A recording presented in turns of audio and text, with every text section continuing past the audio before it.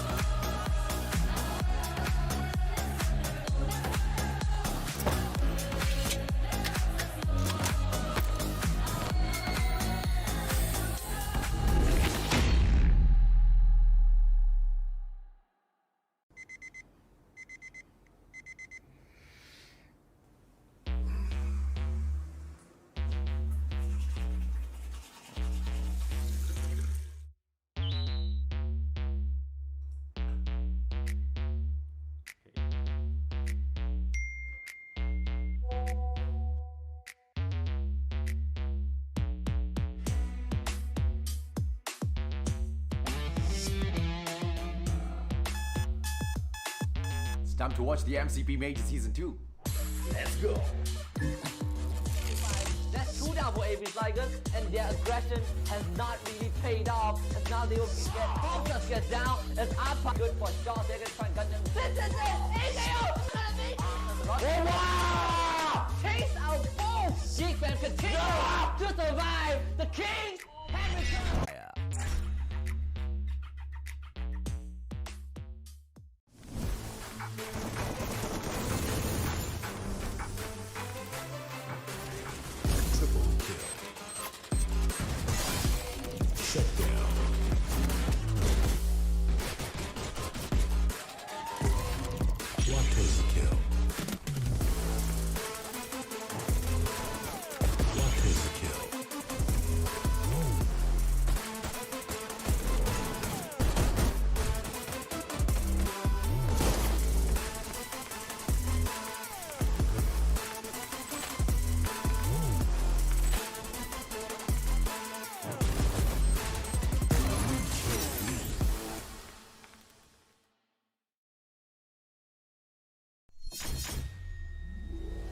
Three days to go. 3 days to go. 3 days to go. 3 days to go. 3 days to go. There is 3 more days. Armatu Tindin, are you ready? ¿Estás listo? Adakah anda sudah bersedia? Are you ready? Are you ready for it? Are you ready? 你准备好了吗 هل أنتم جاهزون يا أساطير لعيد ميلاد فري فاير الرابع؟ Let's tune up for the party. Let's turn up for the party. Tune up for the party. Let's turn up for the party. Let's tune up for the party. Let's tune up for the party. 3 days to go. Are you ready? Wait, anime! Booyah!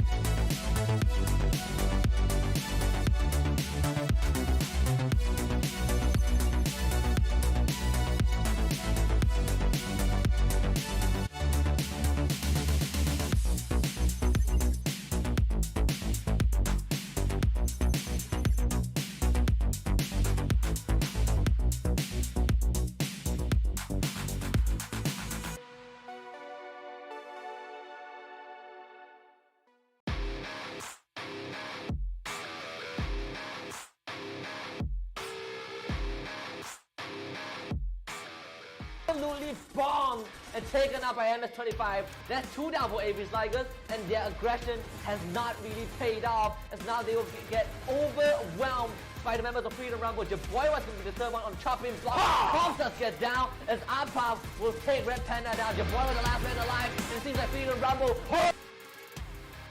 will be forfeited for sure. Shaw's trying to help out, but this is going to run into 3 different crosshairs. Run, my That is boy. not good for Shaw. They're going to try and gun them down. In fact, they will. Shaw's a down, MS-25 picks him up, and now MS-25 pushes on forward. XL with the third one, and Shot will be eliminated. Catch up to Geek Fam. Can they do it? They got one down. Calls at the window. They're rushing in. They're gonna take out Cobb. Dress goes for a rotation, but he takes himself out. Cobb's down. This is it. AKO. Not gonna make it. Back international.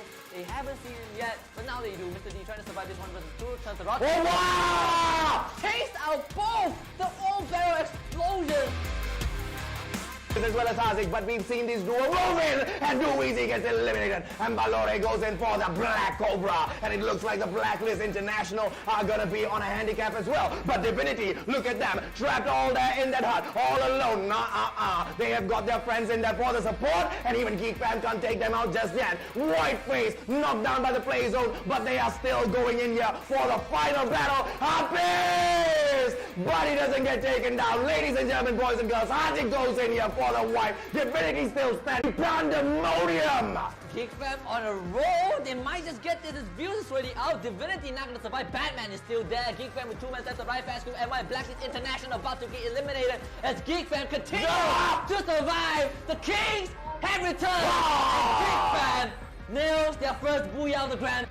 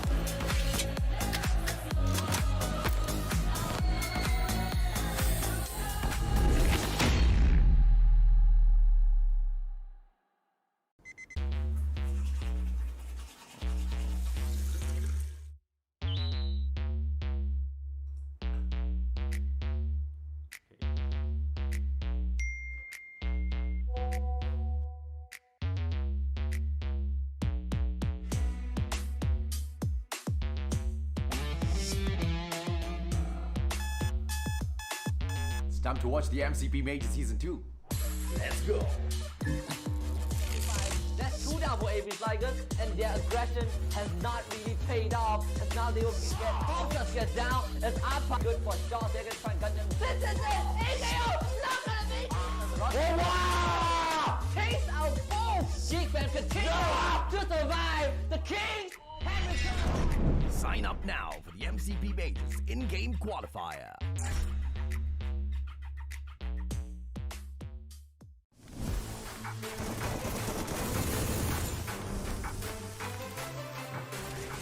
Triple kill. Shut down.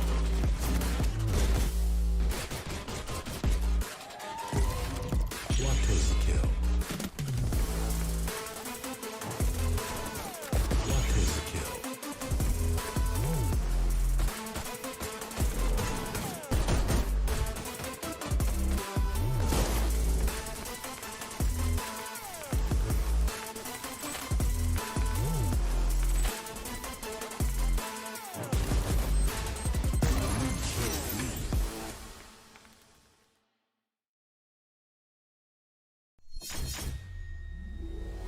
Three days to go. 3 days to go. 3 days to go. 3 days to go. 3 days to go. There is 3 more days. Armato Tindin, are you ready? ¿Estás listo? Adakah anda sudah bersedia? Are you ready? Are you ready for it? Are you ready? 你准备好了吗？ هل أنتم جاهزون يا أساطير لعيد ميلاد فري فاير الرابع؟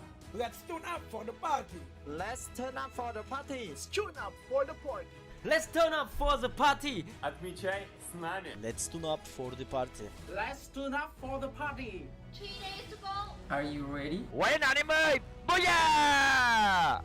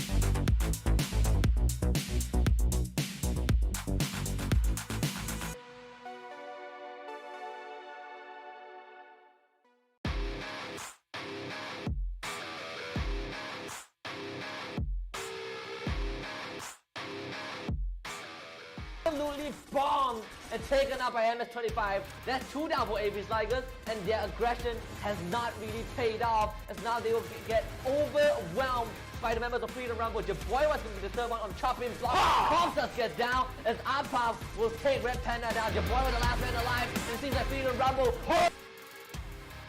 will be forfeited for sure. Shaw's trying to help out, but this is going to run into 3 different crosses. Run, my That is boy. not good for Shaw. They're going to try and gun them down. In fact, they will. Shaw's is down. MS-25 picks him up, and now MS-25 pushes on forward. Excel with the third one, and Shot will be eliminated. Catch up to Geek Fam. Can they do it? They got one down. Cause at the window. They're rushing in. They're gonna take out Cobb. Dress goes for a rotation, but he takes himself out. Cobb's down. This is it. AKO. Not gonna make it. They haven't seen him yet, but now they do. Mr. D trying to survive this 1 versus 2. Turns the rock. Oh, wow! Takes out both. The all-barrel explosion. As well as Isaac, but we've seen this duo move in, and Dooeasy gets eliminated, and Balore goes in for the Black Cobra, and it looks like the Blacklist International are gonna be on a handicap as well. But Divinity, look at them, trapped all there in that hut, all alone. They have got their friends in there for the support, and even Geek Fam can't take them out just yet. White Face knocked down by the play zone, but they are still going in here for the final battle. Harpies! But he doesn't get taken down. Ladies and gentlemen, boys and girls, Isaac goes in here for the wipe. Divinity still standing up. Guns are on the knock right now. Husky Pandemonium. Geek Fam on a roll. They might just get this. His views is already out. Divinity not gonna survive. Batman is still there. Geek Fam with 2 men left. The right fast group. NY Blacklist International about to get eliminated as Geek Fam continues to survive. The Kings have returned. And Geek Fam nails. Hello everybody and welcome to the MCP Majors Season 2. That is right, we are finally at the starting line for Season 2 of the MCP Majors. My name is Danielle. I'm going to be your host, and of course joining me will be the wonderful, the handsome Hauler. Thank you very much, and happy birthday Free Fire. They officially hit 4 years old. Congratulations. That's a big monumental event for a game at this caliber. I mean, I'm just happy to be here. I know that you were part of Season 1, and we do have a lot of those teams that are carried over, so I'm really looking forward to this league. I know a lot of people are super excited because I'm very sure a lot of people in the chat right now, they tuned into the launch party. We were all there. We saw the KL Tower light up with Free Fire. It was fantastic. And honestly, I didn't think this day would finally come, but here we are. We've also got all of our teams already trying to get into the lobby, which is, of course, the whole point of this, right? We need to see the best teams in the region going head-to-head for those points, and of course, going off to the playoffs. Now, I do know we are going to be jumping into the prize pool in just a moment, but people that aren't quite aware, we have 2 stages to the MCP Majors. So we have the group stage where all the teams we lumped into groups together, and they'll be competing with the groups for points. Depending on your placement points for all the matches, you'll be placed towards the top half of the bracket or the lower half of the bracket. If you manage to make it to the top half of the bracket, you'll be playing in the playoffs for even more money. So even if you don't make it to the second stage, everybody gets a little bit of something. I mean, you get something, but you definitely want to be in the top 12 because you want to be in the grand finals. You want to make it for that playoff day. Make sure that you're in the money because that's pretty much where all the money is, right? All of the hard work that you put in, yes, you got into the league and that's great to do, but the thing is that you got to survive 12 match days. This is going to be a gauntlet with 18 teams. You said it best in the sense that we have, you know, the best teams from Malaysia, Cambodia, and the Philippines right here, but 18 teams. I mean, it's kind of a game of roulette in the sense of you just might have to get lucky. Yeah, you can even say it's kind of like a Game of Thrones, right? It's do or die. It's essentially just your team that's going to have your back. Everyone else is out there to kill you. Everyone wants to knock you out because who wants to be king? Only one team can be king of the region. But I'm super excited. For people that are just tuning in as well, we are going to be running 2 maps today. And then, of course, tomorrow we're going to be shifting it up a little bit. 1 map will be rotated out and we're going to rotate a different map in. We'll be revealing the maps in just a moment. But, of course, Holo, did you want to take over for prize pool distribution? Yeah. So, I mean, as we talked about the league stage, this is, I mean, yeah, you're getting a little bit of money. First place, 2,000. Second, 1,800. 3rd, 16, 4th, and so on and so on. And yes, technically at 18th place, you're going to get some money for coming in. But the thing is that you go home. And that's the worst part. You want to be in the top 12, make sure that you're into the grand finals and then have a chance for that last battle royale, so to speak, that last day where you're going to get most of the money, considering the prize pool is about 50,000 USD. Let me repeat that. 50,000 USD. Make sure you're in that money. Yes, you might just be able to save strats. Maybe you're not as aggressive in the league stage, but you got to be aggressive enough just to get into the top 12. Yeah, and it's scary as well because firstly, I think some of these teams are not going to be familiar with some of the new teams coming in, right? They're not going to be 100% sure on how the teams play, what their general pathing is going to be in the matches as well. Who's aggressive and who's passive? I feel like that's also a very big factor when it comes to seeing how the new teams play. Because generally speaking, we've seen a lot of the aggressive teams being rewarded because of that aggression, because some of the longer running teams, they want to sit back and get to know everybody, but at this point of time, points are very, very important because as you can see on the screen right now, we have the prize pool distribution for the playoffs, the final stage, essentially what everyone is working towards. And as you can see at the very top, first place, you're getting $15,000. That's a lot of money, and especially in this region. Yeah, I mean, you're lucky to get it. You got to get it, and you got to fight for it, right? And then you talked about the fact that maybe the teams are, there's some newer teams you don't want to be as aggressive. But I'd say nothing says hello like being in your face and just going at them, right? I think that's the biggest thing. Is that you got to get the kills. You got to get the booyah. Yes, survival is definitely one of those things. But, I mean, maybe somebody, a couple of your teammates get picked off, then you can play a little bit more passively. But I think in the beginning, you're going to make a statement by saying, hey, watch out for this team. Look at me go. I'm going to go guns blazing. I'm going to just destroy your team. Now, let's take a look at the point systems for how we're going to be moving forward in the tournament format as well. So as you can see, the team that places first and gets the booyah, they'll be getting a whopping 12 points, followed by 9, 8, 7, 6 as you go down in terms of placements. Now, unfortunately, if you place 11th or 12th in your matches, you are going to get absolutely nothing for placement points, but we still have kill points. So each kill that you get in your matches, you're going to be able to secure 1 point. So aggressive teams are going to be heavily favoring the kill points because if you can get 12 kills, you've essentially secured yourself a booyah. Yeah, and that's great to have. I mean, there's going to be, 12 teams in each of the matches that we're going to see today, right? So potentially you can get 44 kills. Assuming that you don't kill your own teammates and all that. So, I mean, I don't think we've ever seen anyone get 40 kills. But you never know. You never know. But I mean, getting placement is very important, but the kills, it pays to be aggressive and make sure you have that. We're going to look at the schedule for today. We're going to only see Bermuda and Kalahari, or as like some of my friends will call it, calamari. But in this case, we're just going to see these two maps for today. Yes, interesting friends. So personally, I love seeing these two maps because you get contrasting styles of Free Fire. So Bermuda is such a fast-paced map. Everyone knows this map. Everyone's comfortable on this map. And secondly, it's a lot smaller than Kalahari. So teams are going to be moving very fast, and we're likely going to see a lot of aggression even from the very early stages of Bermuda. Now, when it comes to Kalahari, huge map. So teams have to not only travel massive distances to even find each other, but you also need to consider the fact that you need to worry about a lot of the vertical slopes in Kalahari because there's a lot of high ground vision, it's so easy just to get picked off by a team that is essentially just in a better position than you. So teams are very careful in Kalahari, whereas everyone just goes YOLO in Bermuda. So I'm really looking forward to seeing how everyone changes their playstyle moving from these two maps. Yeah, and I love the fact that we're starting off with a banger in the sense of Bermuda, right? Nothing says Free Fire like Bermuda in the sense that just being super aggressive. But here are the qualified teams. I mean, if we're looking at all of the teams that have been, it's 18 teams. There have 6 teams in each group, right? Each of the groups have at least 2 members of Season 1 going into it, right? So we see Do Easy. They were in 12th place in the Season 1. Bloodyhead, 17th. They've been in the same groups, not only in this in this league, but they were also in the qualifiers together. They were in Group C. So these two teams know each other quite well. Group B, we're looking at Freedom Rumble and Supreme Assault Force. They know each other. They were 4th and 5th place in the last season. Group C, Blacklist International. They're probably the top team going into this one. People are going to be aware of this team going in. Fast Kill and Woos. just heavy hitters in every single group. Yeah, and I also can't count out Almighty as well. I think a lot of the Filipino fans, they're going to be very familiar with the names on Almighty. If you don't know the team name, if I say Batman, I think that might be enough to sort of trigger a little bit of a memory for anyone from the Philippines. Yes? Of course. Of course. Yeah, Everyone of knows course, Almighty.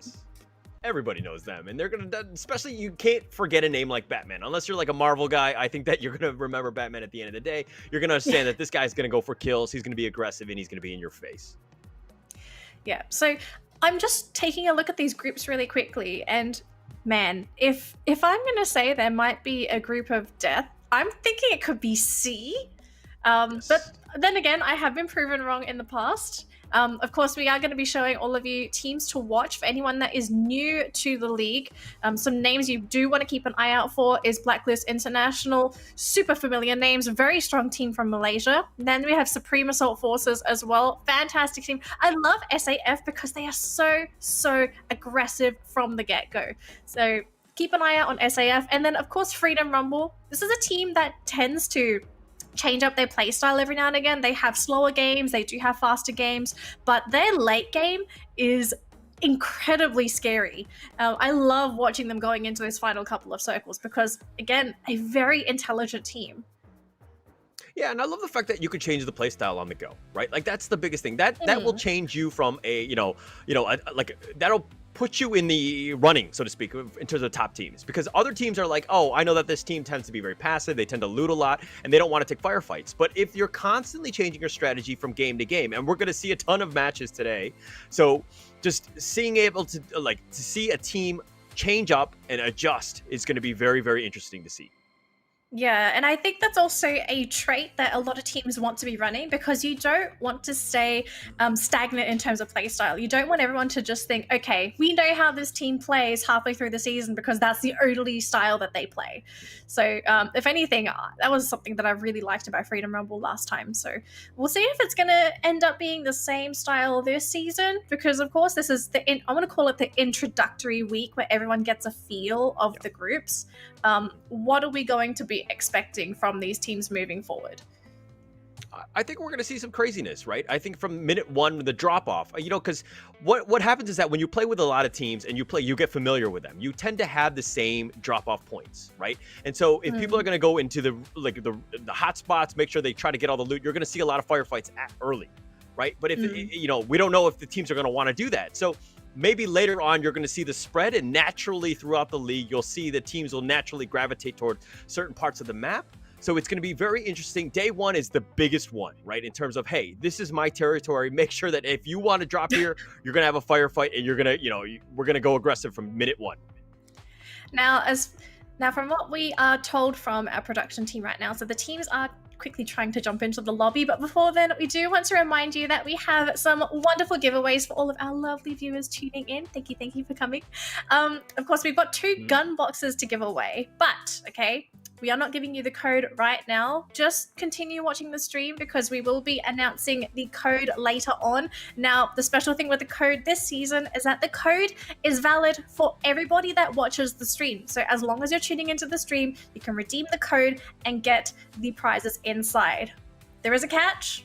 You cannot get these boxes after the stream. So the moment the stream closes for the day, the code is gone. So we are warning you right now, if you want to claim the boxes for all of the streams, make sure you're tuning in, you're here for the code, and you claim it when the stream is live.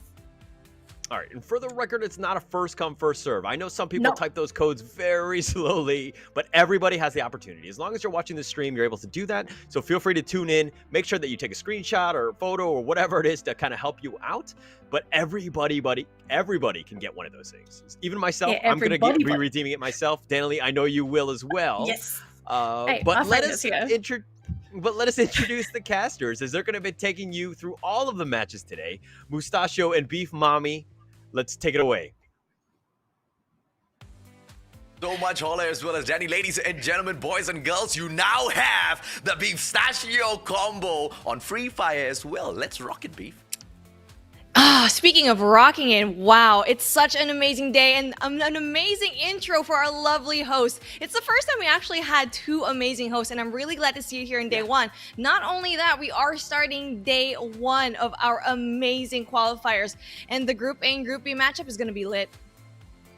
I'm looking forward to it, right? Because Holler pointed out something really interesting, which we have to keep an eye on, which are the teams who are going to be going in there and adapting to each other and switching it up round after round. Because like what Danny said, today is the day where everybody gets a feel for each other. Of course, before we kind of mix it up again halfway through, because that's how Free Fire works, right? You've got your group stages, you've got 3 groups, and halfway through, they just kick you in the nuts and they regroup you. And usually you would think, how does that even affect the competition in any way whatsoever? Because even though you've got those 3 groups, they do end up facing each other. But, just being put into the exact same grouping as, your kryptonite sometimes can make the biggest of differences in these matches, Beef. Well, if you are going to be facing your kryptonite head on, best believe that might even make you grow as a team. Because if you're going to be going up against, weaker teams like what we saw before, you're not going to be having that competition that you want, and that growth will be needed. And for all of these teams that are playing right now, we keep saying balance is key. You need to get enough of those kill points, but at the same time, place high enough. You don't even need to get a booyah. Let's face it, Garena is super stingy. They don't want to give out a lot of placement points, and I understand it. It just picks the pace of those games up. You don't have a lot of teams going in campy. They know the importance of the kill points, and if you get eliminated early on, you might as well... Okay, I don't want to get too negative early on, yeah?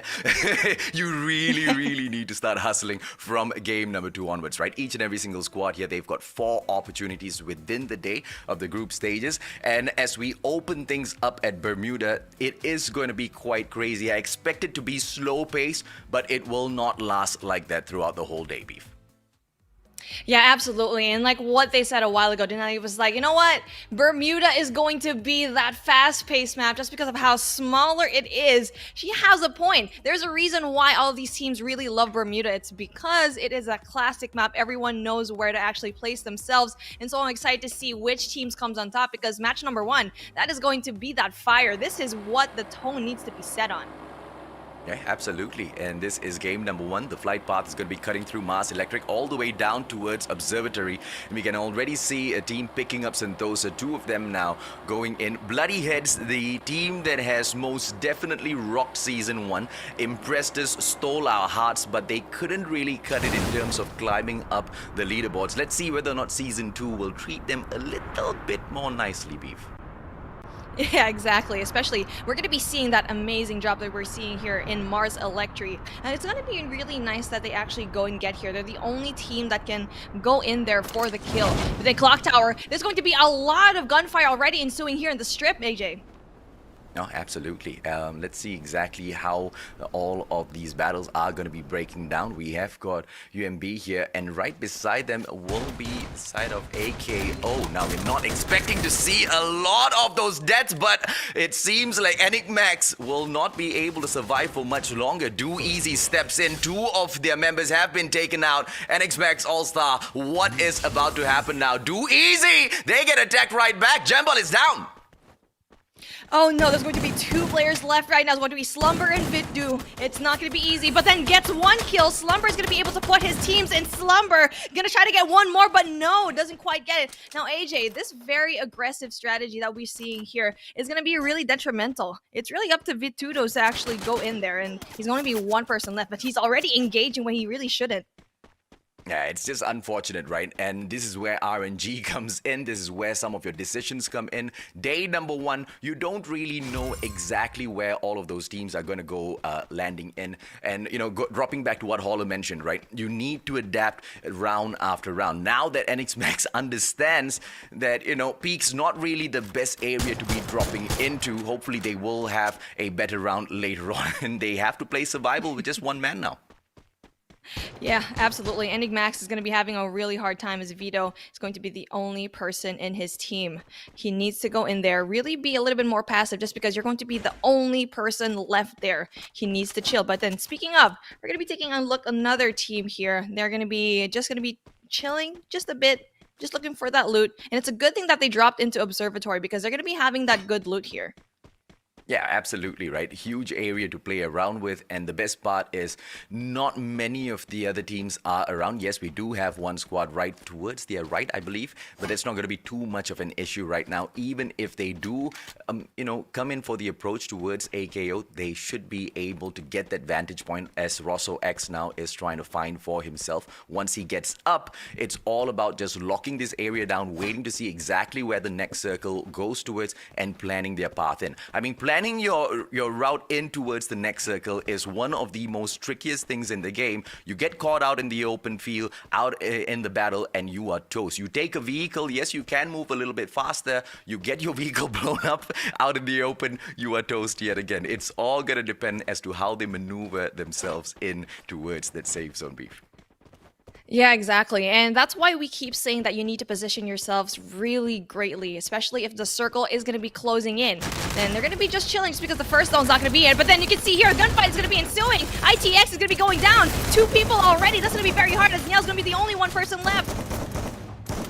ITX now, opportunity backs away. Time turner pulled out, but the numbers game will go ahead and catch up with them. Tactical Intex eliminated. They are the first ones to get kicked out. Unfortunate for them, and I don't think they picked any kills up as well, Beef. So that's 0 points from round number 1.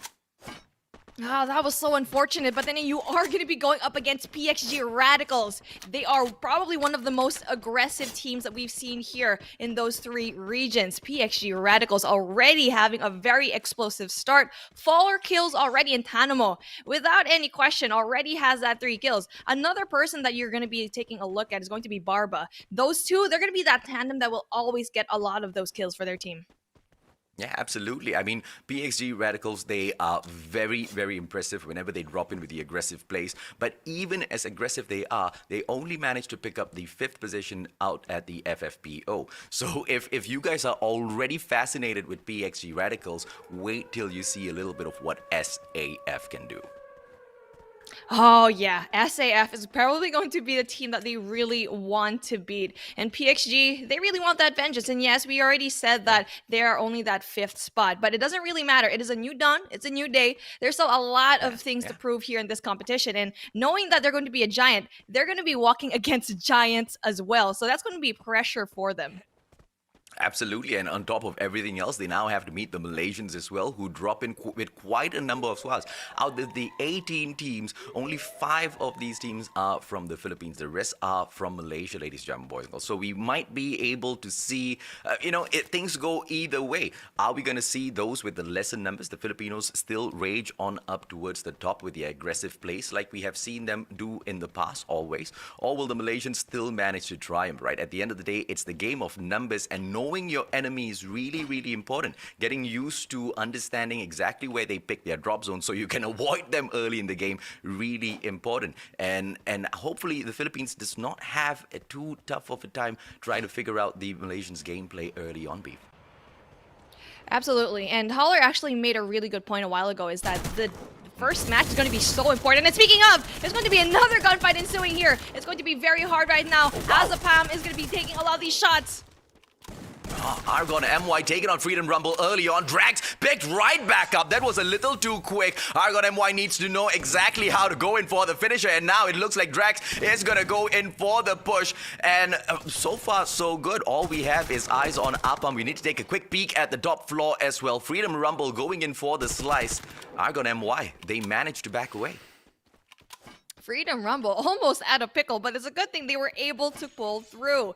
And like we were saying a while ago, I was saying that day 1 is going to be so important, and match number 1 is going to be heck of an important play, just because you're going to be seeing a lot of these teams play how they're going to be using a little bit of the strategy early on, but it's important how you are going to adapt as a team, especially going in there with match number 1, especially that the pressure is going to be going on for all of these teams. So they need to learn, they need to be adaptable, not only have aggressive plays, but have passive ones as well. You need to know when you're going to be engaging. This squad is my favorite team of all. I'm playing biased here. Bloody Heads. The Mustachio's going to back them up from day 1 all the way to the grand finals. But I mean, in season 1, these guys, they suffered a pretty bad blow. I'm hoping to see, lots and lots and lots of improvement. only when they were down and out, only after they got the infraction points in Season 1, did we actually see Bloody Heads kind of step up, kind of show us anything that they're capable of. And when they were showing us what they were truly capable of, it was way too late. So hopefully it's a little bit different now. They start showing us, those crazy plays early on and maintain it till the end. Freedom Rumble will be the test subjects, and to see exactly how Bloody Heads have been doing, Apam bringing the bike right straight. ZJ, they are not going to be able to catch him out, and the bike will be able to move right on away. Cops comes right through with a quick knock, and this is just GTA if they can manage to swipe out Freedom Rumble from this situation and steal their bike as well, but ZJ is the first one to go down. Oh no, it's going to be up to 3 people on Bloody Heads. It's going to be very hard for them to pull through. But then, just one by one, they're actually going in there for the kill. But no, Morgana and Kryfu is actually going to be going down. Mark is going to be the only person left that can actually go in for that heal. The pickup needs to go in here. Mark is usually that top fragger with a sniper, but he's going to have such a hard time. And he has so many moments left. Morgana is going to be the only person left in her team. That's going to be very hard. Morgana is usually the one that actually clutches up. So they need to go in there. Beautiful nade. Oh, Morgana still on the ground waiting to get picked up. And if Mark can get out of this sticky situation, maybe he can make a play in here. He needs to be really careful though. Freedom Rumble, all they need is 2 nades, but no. Cobbs doesn't even need that. He busts right through the glue wall, and Bloody Heads, yeah, they got their heads cracked wide open there.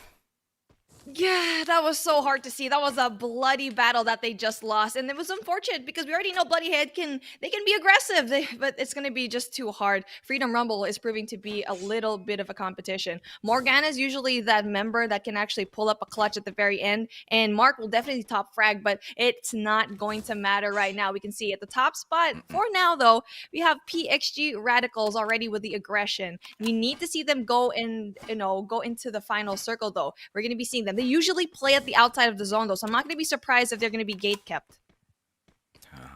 I need like magnifying glasses to see all of these little logos. Same, I can't see.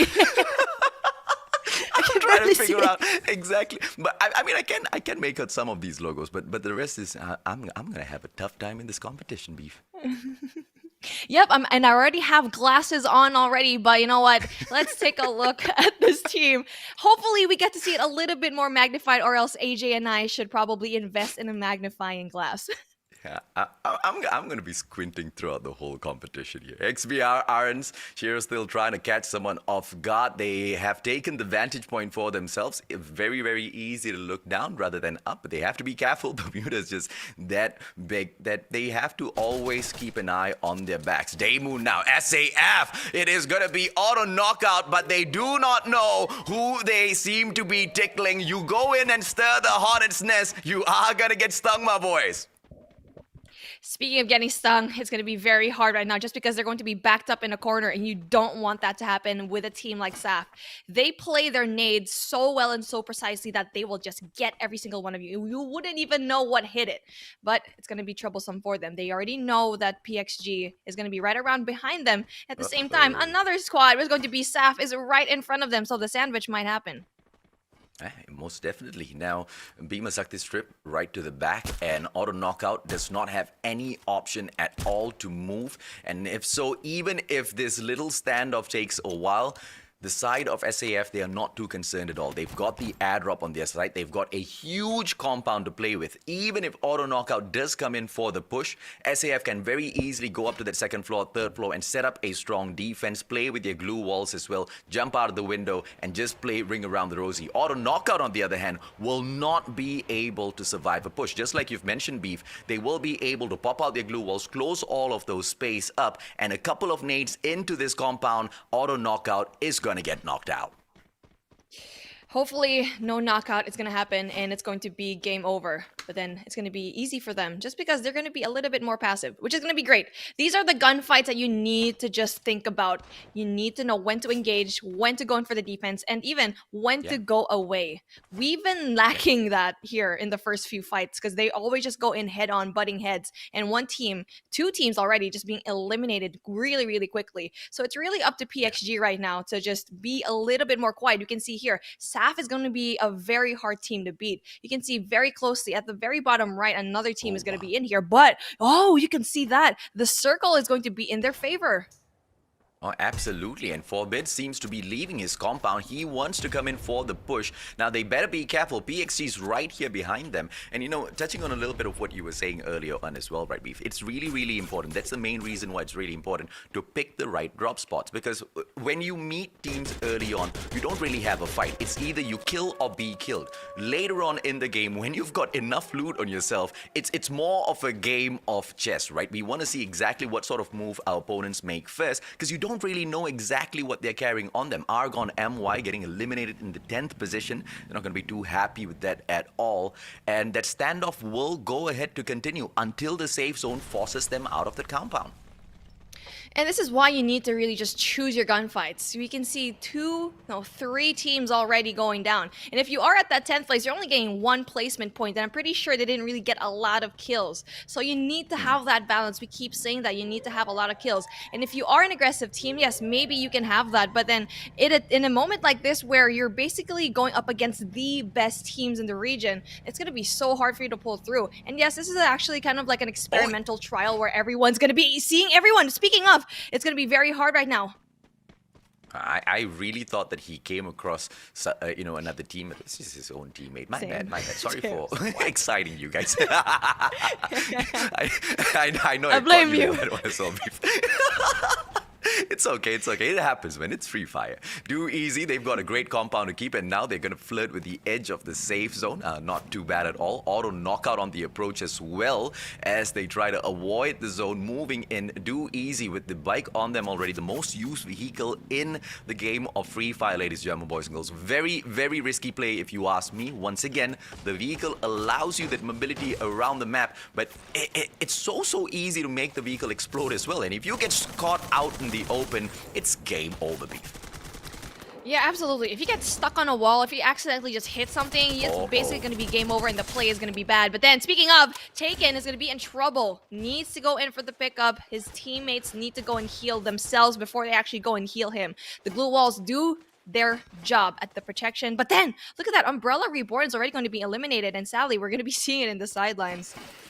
Yeah, absolutely. And you see, the zone moved on through. Auto knockout was forced to move out of the compound. But a tremendous defense set up by them. They only managed to, you know, sacrifice one guy. And even he didn't get cleared off. He didn't get deleted. They managed to pick him right back up as they squeeze themselves in for the next battle. This is zone number 4, ladies and gentlemen, boys and girls. On for 10 more seconds here before true pandemonium kicks off. And SAF is still in a very, very comfortable position right now. Yeah, they're in the center, at the very center. Just crazy defense from the side right now, Saf. They know their positions well. They know they have the upper hand. No, but then gets taken out too. It's going to be Rossax. No, it's a killing spree right now for Cobbs. Oh, unfortunate, man. The zone is going to be putting on a lot of pressure as well. Auto knockout getting caught out wide in the open, and it's technically not their fault. RNG gods just not really fair to them. Getting them caught out in the open. The zone not doing them any favors whatsoever. PXG as well as SAF, they don't have to worry too much about this situation. 6 more teams left in here, Beef. Let's see who will be able to get to the top. They went in there for the rotation. Like, yes, the RNG gods, it wasn't really in their favor for auto knockout, but then you need to make those micro decisions going into that circle. We already saw PXG Radicals and also SAF do that already. They made really micro decisions, micro rotations going into these buildings, and they really had that upper half. And here we go. Insanity's going to be going down, though, so it's up to his teammates to go in for the pickup.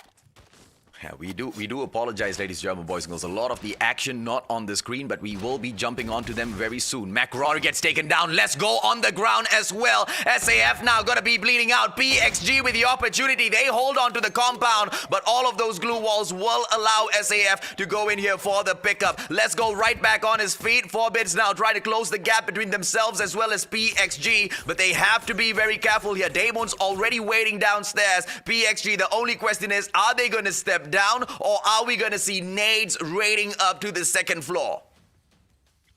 It's the nades that need to go up into that 2nd floor. Now, the circle is going to be closing in just slowly. 5 more squads left in the mix, 13 people left. But then, another fight ensuing here at the outside. The gatekeeping is going to be ensuing. Zeph is going to be 1 person left. I can actually go in, but no, gets eliminated already. Just 3 squads. Unfortunate. SAF still alive and kicking, 7 kills already.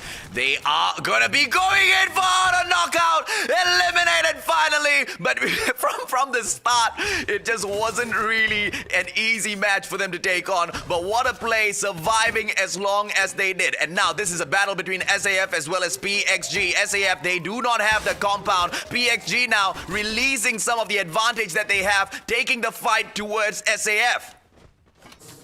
Philippines showdown. That's what's happening right now, and it's gonna be so hard. So difficult, but then it's just like that. It's going to be PXG Radicals yet again to have that triple, but no, Let's Go. It's actually going to be having that response. 4 bids going down. I'm actually hoping to see how many members are left, but we can't really quite see it right now. It's anyone's game. The time turners do go in and pop out, and this is just balls on the table. SAF eliminated. PXG Radicals, big booyah number 1. Boo, yeah, and that is a way to make your stamp in the competition. What a play, man. Mosdo, Bramiel, Tanamo, Insanity, as well as Barba. Just like you said, Beef, picking up the 5th position in FFPO, who cares? As long as that number 1 spot is guaranteed for them over at the MCP Majors Season 2. This is game number 1. Although luck favored SAF, although the gods of RNG were thinking, hey, maybe we want to bump SAF up a little bit, it was just PXG taking matters into their own hands. And they were the aggressors at the very end. They had the compound. SAF came through. And I guess towards that very, very final battle is where PXG managed to, I guess, swing a little bit of momentum their way, right? Because SAF came in for the approach, and one by one, they just got their players taken down, Beef. Their run was perfect all throughout the match.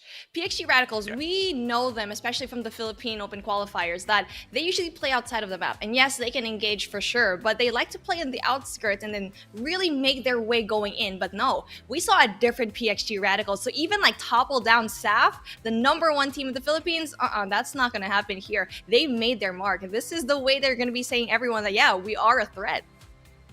Absolutely, man. Well, on that note, ladies, gentlemen, boys and girls, let's welcome back our wonderful host back in here. We have got the one and only Danny. Danny, welcome back. We've got Hauler in here as well. What did you guys think about the match?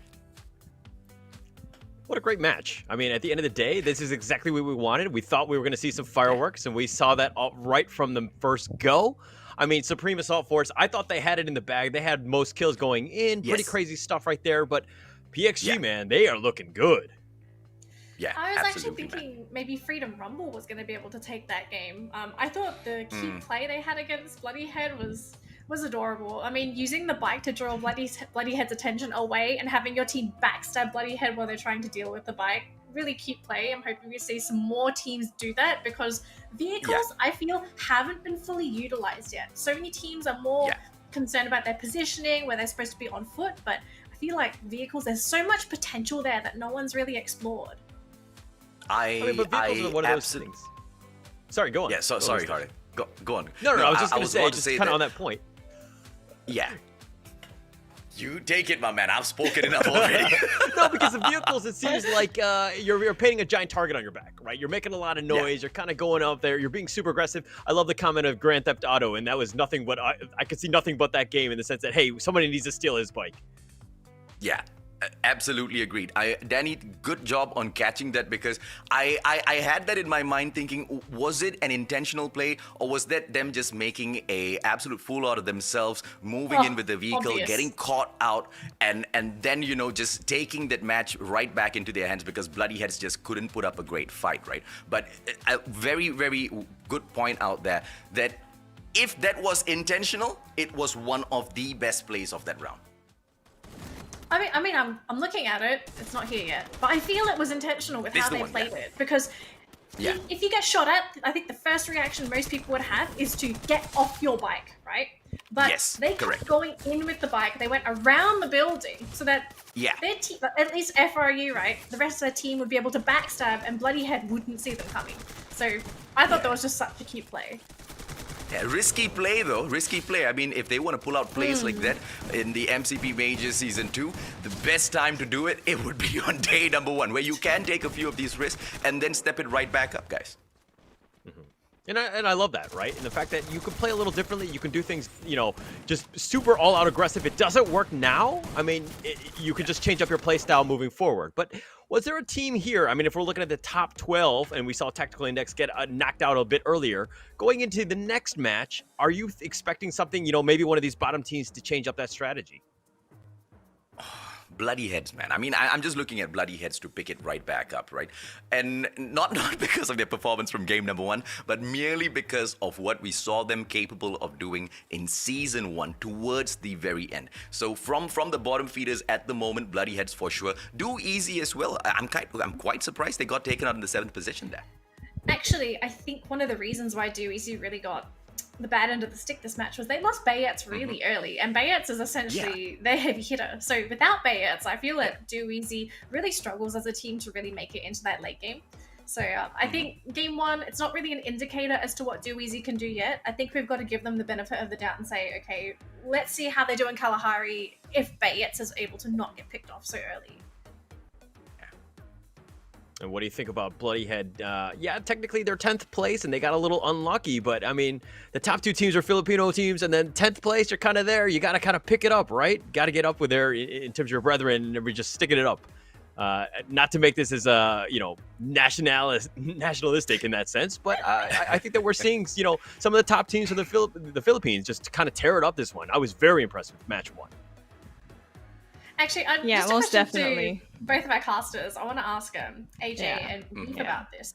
So, in the late game, would you agree that PXG, they just had the better luck when it came to that final circle? 100%. 100%. I mean, as SAF, they had the majority of the luck, and then just at the very, very end, the very last circle, I don't know if the motivation to move was the circle, or the motivation to move was, intended because they thought that they could catch the side of PXG or whoever who was in the compound off guard, because they are the supreme assault forces of Free Fire, right? And I don't really know what went there, but with the way things broke down out in the open field versus a squad that has got a huge compound for themselves, SAF there's no way they could have won that fight. Yeah, most definitely. I absolutely just agree with that. It's just so hard because for SAF, they were actually positioned really well. It's just the RNG gods weren't in their favor in that last circle when we saw that PXG Radicals was actually in that compound. And they were able to really just hold it down just for a moment. Yes, they had to go out, but then it's really up to that gun skill that really just they had. And we already know that both of these teams are really just aggressive. Yeah. Okay, so I'm going to ask the question. Next one will be B first, and then we'll go Mustachio. Gosh, so confusing having all of you guys on screen. I know, it's okay. If we didn't have this RNG, would PXG still be able to beat SAF in a team-on-team one versus one gunfight? From what we saw, Most definitely, hands down, because we already know PXG to be really aggressive, and not only that, they're really smart. They changed up their play, because like what I mentioned a while ago, they're usually a team that goes into the outskirts of the circle while it's even going down, and then slowly just go inside, but then they changed it up. They went in there very early on, eventually met up with a lot of teams, and they used their talent. They were able to really utilize those gunfights, really had the upper hand, and really not engaging, knowing very well that they might lose it.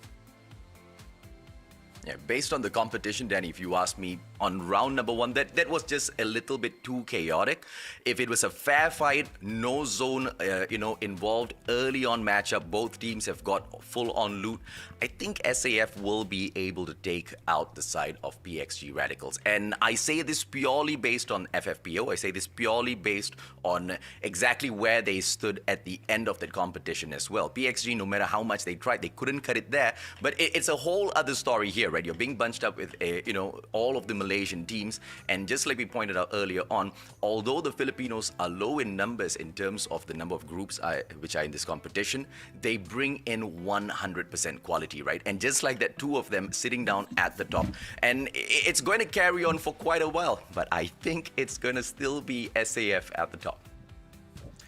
SAF, PXG, both at the top. I think that they're going to continue to ride this whole skill train and just outkill everybody. But if the teams that are kind of in the second half, and then, they're in the second half of the standings, what do you recommend? What do they need to do differently going into match 2? Mustachio, I'll pass this one to you first. pick your drop sites a little bit better. I mean, as you're moving in, you should be able to see if or not that you're going to have a little bit of company. You see company, you're not too confident, back away, right? Those early engagement, early gunfights, very, very few instances you will be able to avoid them unless you're dropping into a compound like Kalahari, where you've got a lot of verticals and you happen to drop on a safer height. It's easier to run away without being spotted. Bermuda, on the other hand, a little bit difficult. Thankfully, that's where we're going to be playing now, right? So pick those sites a little bit early. Worst case scenario, if you cannot avoid those early engagements, pick your drops a little bit better. Those vantage points will be giving you the advantage, Hall. All right, so I think that's going to be it for me and Hauler. I'm going to pass it back to AJ and Beef. Take it away for our second game. This time on Kalahari. Thank you so much, Danny. Don't worry, ladies and gentlemen, boys and girls. It is very, very, very complicated getting online shows like this kicked off. We will take a couple of rounds to sync with each other, and soon we will be on fire, just like the squads out there on the battlefield, Beef. Yeah, absolutely. And we are going to be, you know, like what Holler said, in calamari. Always going to be very spicy. Just because it's the verticality, like what we've been saying a while ago. Danny really did mention it. The verticality of this map is crazy because once you've seen one team drop into a tower, it's basically game over for you. But, speaking of, very early engagement already, but then not quite getting anyone just yet. What a first blood already! No, Freedom! Freedom, Rumble, why are you doing this to Bloody Heads, man? They catch them early this time around. Bloody Heads getting knocked down. Oh, come on, give the squad a break. I want to see them in the final zone. Argon MY taking a similar fight here against Auto Knockout. Both of them have chosen the foundation to perhaps build their foundation on. The loots are going to be quite limited as they try to fight each other whilst picking up a couple of guns as well, Beef. Argon is going to be a little bit in trouble, but you know what? It doesn't really matter. Auto Knockout really did a good job in the first circles, but really did a bad job going out there and really just closing it in. But speaking of a team that's been struggling, Bloody Heads seem to be like they have a target in their backs just because there's going to be at least one team always taking them out. Time Turner pulled out there. Not entirely sure why, but I guess we will find out in a bit. Mark is gonna be pressured now. Cobbs as well as Vegeta. They going in here for the push. 2-on-1. How long is Mark gonna be able to survive, ladies and gentlemen, boys and girls? He takes height to the roof instead, and I believe this is the best play one can come up with right now. Even if you do toss the nade up there, it's just gonna roll off. I was going to say that Mark, with a really good utilization of his movements, going to be having a really great spot there at the top of the roof. But then speaking of, not a really great spot right now. As we can see, Argon is going to be having that first kill. That is so unfortunate for us to see. And it's going to be so hard for Auto Knockout to really just go in there. But then one person is going to be going down. No, two already for the side of Argon. It's really up to X2R and Mia to be able to get that. Oh, unfortunate for Decos. Pulls out the Time Turner, but he gets taken down anyway. Oh, me! The final one. Taken is the guy to put the final bullet in the casket, if it's even a term, ladies and gentlemen, boys and girls. Auto Knockout. They get the victory, but at what cost? It costed them two guys early on in this round. Pick your drop zones a little bit better, Mark! This time around, the guy pulls out the Time Turner at the right moment, survives a little bit longer. Cobb's right down below. Maybe if he has a nade on him, he does not have a nade on him. Poor guy! Mark is gonna die in a few seconds, ladies and gentlemen, boys and girls. Knocks himself out. Oh, that's going to be so difficult to actually go and pull through. But then I'm going to cry. To go away. Just like, I know, Bloody Heads, what's happening?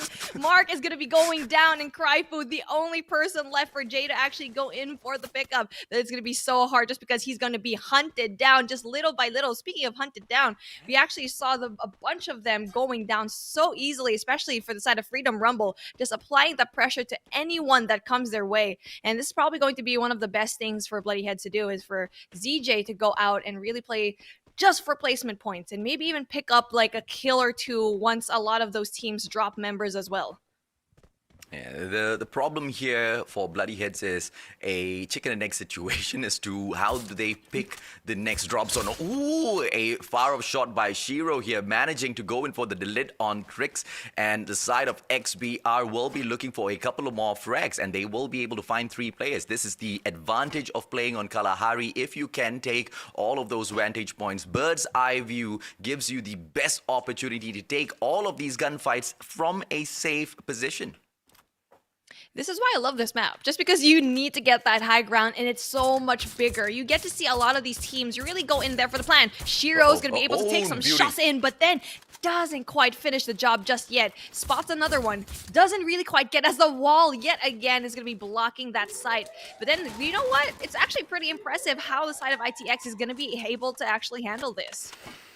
Yeah, Shooks is just running all around. He's trying to find a little bit of cover for himself. Plays around with the time turn a little bit. Manages to top his health right back up. And now they need to see how they can gather up together, ladies and gentlemen, boys and girls. And maybe wait for XBR to come in for a callous push to turn the situation around. They are already 1 man down. And this handicap is not going to be doing them any favors whatsoever. Especially with the fact that they do not have eyes on most of the members from XBR. Tactical Index is really playing this well. They shouldn't really go in there for the aggression just because they have one team absolutely giving them so much pressure. And speaking of, they're not going to be able to moving. And you know what? I feel like they need to wait for the zone to close up just so XBR can just go away. Because if they go out, the moment they go out, for sure, they're going to be taken out for sure. Absolutely, which is why in Kalahari, you never, ever want to land in a spot that does not give you any of these vantage points to, at least put 1 sniper on to protect your team members, right? If you've got that 1 point covered, then maybe it's all right. This is just the side of Tactical Intex caught in a very, very sticky situation. And you are right, Beef. The only thing they can depend on is, well, not the only thing, I guess. One of the 2 things they can depend on is the safe zone. The other one is for XBR to get caught in another fight, in another gunfight. Hopefully another team strolls around, catches XBR off guard, and if they get caught in a gunfight, that's the perfect opportunity for Tactical Intex to walk away from that spot. Then again, nothing's going to guarantee their safety, right? Because regardless of whoever wins the gunfight against XBR, now they might be going in for the takedown on Tactical Intex. Yeah, it's going to be very hard for them to really go out. But then speaking of really hard, we're still kind of struggling to see the icons right now, who's who and who's going to be going into which part of the map. But you know what? What we know, number 1 team right now, as of right now, okay, is going to be the Freedom Fighters that we can see here. Yeah. Freedom Rundle, honestly, like the Freedom Fighters, they honestly are fighters. I mean, I feel like they should change their name to Freedom Fighters just because of how well they actually do. But you know what?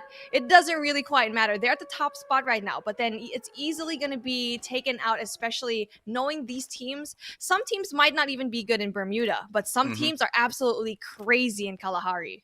Oh, absolutely, right? I mean, it's a game of mastery, and if you love a map, usually all you want to do is just play on that map. We will be able to see which are those squads who have made that mistake, because at the end of the day, if you want to be a pro team, you want to come in here and dominate, you need to know all 3 of the maps like the back of your hand. Kalahari as well as Bermuda, the 2 maps that we'll be playing in here today on rotation, ladies and gentlemen, boys and girls.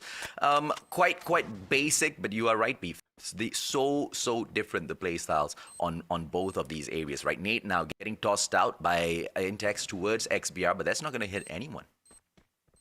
Yeah, we're just going to be looking over here. It's going to be very hard for them to get out. Tactical Index is doing whatever they can just not to get spotted here. XBR is going to be in a little bit of a pickle, though. As you can see, the circle is going to be closing in on them just very slowly. Now, I feel like the cards have been laid out and the tables have turned of just because they need to go in for the push. And guess what? It's ITX that's going to be greeting them at the door. And I don't know why ITX wasted those 2 nades. Those nades will come in very, very useful a little bit later on. ITX running away as fast as their little feet can carry them right now. They do not want to continue taking this fight. Zapnu has to top his health right back up. If not, they're not going to be able to survive as they move on in towards Bayfront. Ladies and gentlemen, boys and girls, this is Kalahari, map number 2. 11 teams still alive and kicking in here. 36 of the players alive. Do you think ITX, based on their current performance and the way they have taken this gunfight, will be able to reach the final zone? They need to play a little bit more passively. They really treated that well, though. They were only just one person down where the whole squad could have been taken out. But then, Refinery is going to be another place that a lot of these teams already are going to be getting here. Jembal is going to be the only person left. It's going to be so hard for him to pull through just because of how many squads are actually just surrounding him. Do Easy, not really having an easy time. Umbrella Reborn right here as well. Do Easy got stuck in a fight between themselves as well as Umbrella. But unfortunately for them, SAF comes out of nowhere to pick up the pieces, snuff both of them out, pick all of the free kill points up, and move on towards the next zone. Crazy plays from SAF, looking at an opportunity, spotting it, and taking it for themselves. I knew that Refinery is definitely going to be a point of contention for a lot of these teams just because of how well it's positioned in the map. And you have no idea, AJ, how many final circles I've seen in Refinery, and always the team that actually goes in for the push in Refinery always mostly gets the kill. A really, really amazing team that we've seen here from the Philippines actually was able to utilize that. And I think that's probably one of the better teams here in Kalahari. It's going to be AV Ligers, and Saf Deathmoon is actually going to be able to get that. They were able to go in there, and I feel like Saf, they are very comfortable in this map. They're going to be able to really just topple a team like AV Ligers in a map like Kalahari. Best believe they will do their best to get that booyah. Yeah, absolutely. I love seeing exactly how AV Ligers plays Kalahari, right? You go into Refinery, they're always taking that vantage point. They always pick up the highest position, highest point within that map. But the one weakness of the teams that go in for those early push, early picks on those vantage points, they need to know exactly when to move, because most of the times the zone really messes with you, right? Refinery, you do not play the top spots, you will be able to slide right under some of these platforms, and whoever's on top, if they jump off, number one, they're gonna kill themselves, they're gonna commit suicide accidentally. Number two, when you drop, you can't really aim, you can't really shoot, so you're technically a flying duck. Yeah, a flying duck. Well, I would want to see that one day for sure. No, not a sitting duck. No. And now I am craving for duck. But then speaking of craving, it's going to be so hard right now for EMX to go in here just because they are one person down. EMX have been doing a little bit so-so here in this competition so far, but there's still a lot of places for them to really go and pull through. And Nigmax is going to be that team that's always been in the middle of the pack, but then just like that, they're going to be having a really big engagement. It's going to be so hard. Yeah, V2 had to run away because I think he tossed the bomb and knocked it back on his own blue wall, and it came right back at him. And now the push gonna come back through. Johnson gets taken down. V2! Are we gonna be able to see V2 now? Top his health right back up. Pulls out the glue wall just to get away. Slumber is there to pull in the backup. Freedom Rumble! Slumber runs right into them and now has to get out of here as well.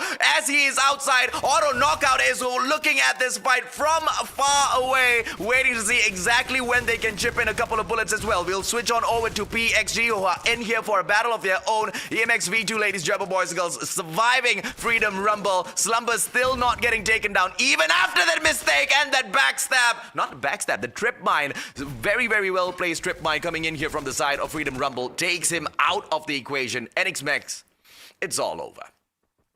The glue wall gameplay was just so on point right now for Freedom Rumble.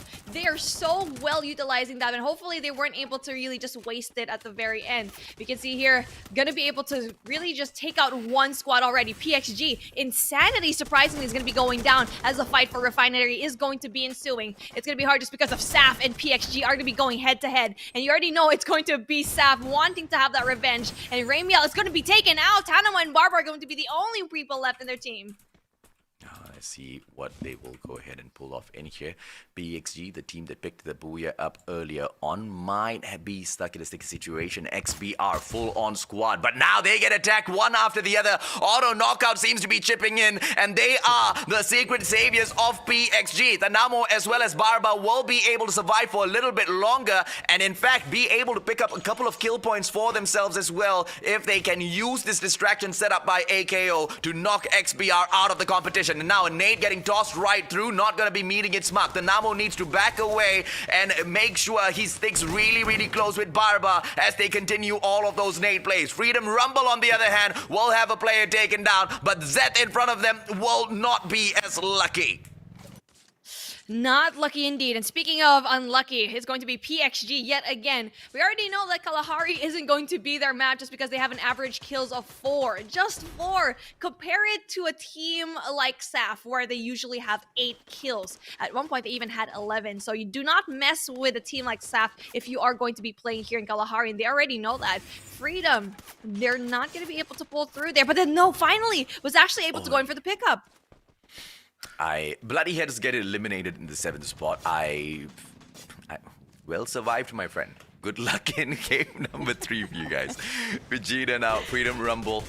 What can they pull off in here? Unfortunately for Forbits, he gets 4 kills and taken out already. Nade being tossed in by McRory, not gonna be meeting anyone. SAF, they have got the vantage point in here. Auto knockout off screen, nades galore. Freedom Rumble all taken out. They're going to be chosen now one by one. A quadra kill is going to be ensuing as well. Saf is doing so much damage already. And Auto Knockout's going to be able to pull through also. But then it's going to be Saf. And then probably another member right now of Auto Knockout that's going to be able to go in there. But then you are going to be going up against Saf, a team that will not give you any light of day. And it's going to be so hard for them to push through. And is going to be eliminated. 4 squads left in the mix. SAF stepping in, getting all of the job done. Now PXG surviving still in here with Tanamo. It's a really, really good play so far, but in tactical Intex might be able to snuff them out. Tanamo's just playing campy. He doesn't want to step out. Taken gets knocked down onto the ground, and now all of those shots towards the glue wall will be putting on so much of pressure onto Auto Knockout. Taken gets knocked yet again, and Rosso has got the opportunity to pick him right back up. Zapnu going in for the pressure. Shooks will be able to drop in as well. SAF from the back, they are going to be able to pick the Booyah up if they just allow this to unfold and pick those final kills up for themselves, Beef. They're basically just going to be vultures at this point. They're waiting for everyone else to kill each other, and then that's when they're going to go and strike. And they're just chilling in this compound. No one's going to even contest them even a little bit. But then Rossok's going to be able to get that quadra kill, so it's a good thing that they are going to be getting a lot of those kill points, and they're placing really, really well. 3 teams left, and it's anyone's game, but it just seems like Tactical Intex is going to be having a hard time. And just like that, we're finally going to have our second Booyah, and without any surprise, SAF is going to be that team. The Philippines can send in 1 team instead of 5. It doesn't matter, ladies and gentlemen, boys and girls. They have got the firepower to take on any Malaysian squad that steps up. Earlier, it was PXG Radicals. This time round, it's the Supreme Assault Forces with Let's Go, McRory, Toxic, Daymoon, as well as Forbits. Will they be able to continue this stride, or later on, will the Malaysians manage to step right back up? So far, it's just Philippines all the way, Beef. Yeah, Team Philippines is actually proving to everyone that they really deserve to be here. And now Malaysia and Cambodia, they need to really go and pull through. And what's really impressive for me is that McRory is just, honestly, he's been consistently MVPing for a lot of their games. He's such an impressive player. Yeah, absolutely. Well, ladies and gentlemen, boys and girls, let me take this opportunity to invite our hosts right back in here. We've got Holler as well as Daddy. Welcome back, guys. Oh, thank you. It's good to be back. Now, we have talked already. We are going to allow you guys to take this stage and throw your questions, throw your opinions towards us. SAF, they managed to step right back up. PXG, they just couldn't cut it this time around.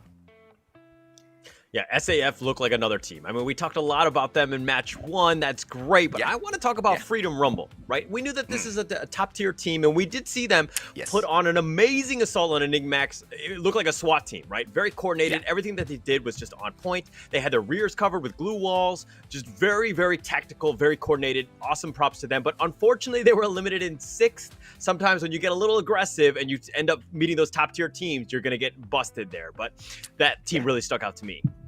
Yeah, absolutely. Absolutely. I think a lot of people are going to be looking at Freedom Rumble during the early game, right? Because we're seeing that they are currently the most active team from the get-go. As soon as they drop, they're hunting down teams. Whereas we can tell that SAF, then they don't have that same presence in the early game. They focus more on looting because they're anticipating that late game, which so far it's paid off because they have made it to the late game for 2 matches. They got the Booyah and 2nd place. So I think already from these 2 matches that we've seen from groups A and B, we're starting to put together what teams everyone's going to have to keep their eye on, which is SAF in the late game, Freedom Rumble's early game, and then we've got some of those middle of the pack teams where we haven't been able to develop an identity for them yet. So I think we're starting to see it, but we're not 100% sure on who's really the top dog. Yeah, I'm waiting for Freedom Rumble to start playing the late game a little bit as well. I mean, as we all know, the placement points are just so little, right? If you go and you pick the Booyah app, that's the most solid picking in terms of placement points you can have for yourself. Worst case scenario, the top 3 should be able to bag quite enough for you. In the final zone, there's no way you're not going to be able to pick kills up if you're a team like Freedom Rumble. Hopefully, they focus in on survivability and then try to pick off a couple of players in towards the very end. That's exactly what SAF is doing. They never ever take a fight. They never ever engage unless they are very sure they can win and move on towards the next zone. It's all about surviving the first 6 zones and starting to fight at the 7th one to guarantee any sort of victory for yourself, Danny. Right, so we've got the highlights up on the screen. Beef, was there any moment in this game where you feel that a team really stood out to you? Honestly, Freedom Rumble really did a good job in that early game. They always do a great job, but they always just drop the ball later on just because they really do prioritize getting those kills and really getting to the aggression. But then you need to place high enough to be able to get those placement points as well. Yeah, we keep saying, the placement points aren't going to be that high, but then you're seeing a team like SAF and a team like PXG Radicals that gets the kill, but also gets the placement points. So it's that balance that this team needs to go through because they honestly want to get that booyah. They want to get the slice of that cake. Yeah, everybody wants a piece of that cake, right? At the end of the day, when you're seeing the circle coming in and you're down to your 6th circle right here, like this is it's just all out madness, right? You need that utility, you need those grenades, glue walls, anything to keep yourself alive, and you just don't really have time and the space to really do anything. And you kind of just see, hey, look at these round standings. Look at how much, that Booyah really put Supreme Assault Forces up at the top. Yeah, we're actually now starting to see where these points are being allocated, right? So Supreme Assault Forces, a whopping 24 points. I mean, easily, if we combine the points, top team right now, no problem. They have the points to be up there. But then now we've got to take a look at PXG Radicals. They finished 5th. They managed to get the first Booyah. So I'm wondering, are they still going to occupy that 2nd place? Because I don't want to say they dropped the ball this game, but they kind of did. I mean, I don't know if they dropped the ball. Sometimes 5th place is still good enough. There's 12 teams. Let's not, as long as you're up in the upper half, right? We have many matches to go. I mean, we're going to have to just try to do what we can. Sometimes you're going to have an off day. As long as you're not eliminated first, I think that you're in a decent position. But the main concern for me is the number of kills that they're getting. 2 is really not enough. Yeah, you really need to get out of this game with, I would say, a minimum of 6 if you want to be comfortable. So half the points you would get from Booyah, and then focus on those the last stage where you're really trying to aim for those placement points. Because there is a disadvantage to basically invest in a pure late game scenario. If your team gets eliminated early on, let's look at SAF as an example here, because we don't really see them being that active in the early game. Whilst they're looting, if they, for example, run into Freedom Rumble and the team gets completely wiped while they're basically playing the looting game, then you're finishing the game with practically no points. So there is a disadvantage to it. There's a right place and a right time to playing like SAF, and so far they've been able to pick the right situations. But what happens if that situation goes sour? Yeah, fair enough. I mean, it's all about risk versus reward, right? Sometimes you can play a little bit passively. You can just try to get yourself in a good position to win, at least in the late game. But I mean, throwing it back to Beef Mommy and Mustachio, like what are your play styles? Are you more aggressive or are you more passive? Well, I'm definitely more passive. It's like, I know AJ is a little bit more on the aggressive side. I watch him play BR, and the guy can play, but for me, I don't really get to play BR as much, so I really take a very calculated route. I try to place myself very, very well at the very early stages, so I don't really get a lot of kill points, but placement for sure, just to get that win, just to get that booyah. Yeah, high risk, high reward. I do agree with you guys. But, Danny, to a little bit more to your point, right? Yes, if you get caught halfway whilst looting, it's going to be a tough situation. But we also need to look at what sort of teams they are. Freedom Rumble as well as SAF. They're not the kind of team that you kind of catch halfway through and wipe them out and move on, right? Bloody Heads kind of found that out twice in a row already. It's going to be quite tough. But when they take these aggressive moves, aggressive fights early on, just like what we saw happen to Do Easy as well as Umbrella Reborn, you will have those teams third-partying you very, very early on as soon as, they are rushing in for that safe zone.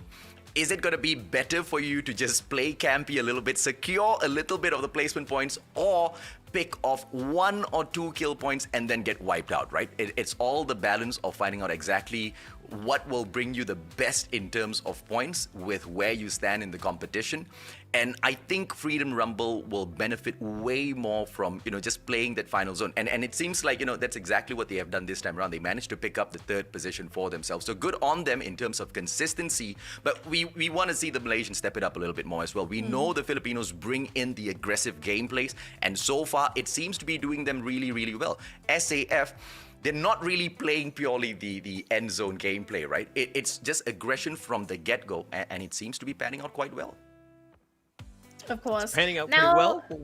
Sorry, go on. I was gonna pass it to. Wait, that way. Okay, so we've got a code giveaway. This is going to be the first one. Mind you, if you are a player of Free Fire, this is the code. I'm not going to read it out to you because I will just have a hard time reading that. But put that in. Everybody has an opportunity to get this, right? It's not a first come, first serve. So throughout the entire stream, if you put that code in, you do get those items. So feel free to cash in and thank Garena for those free skins that you're getting.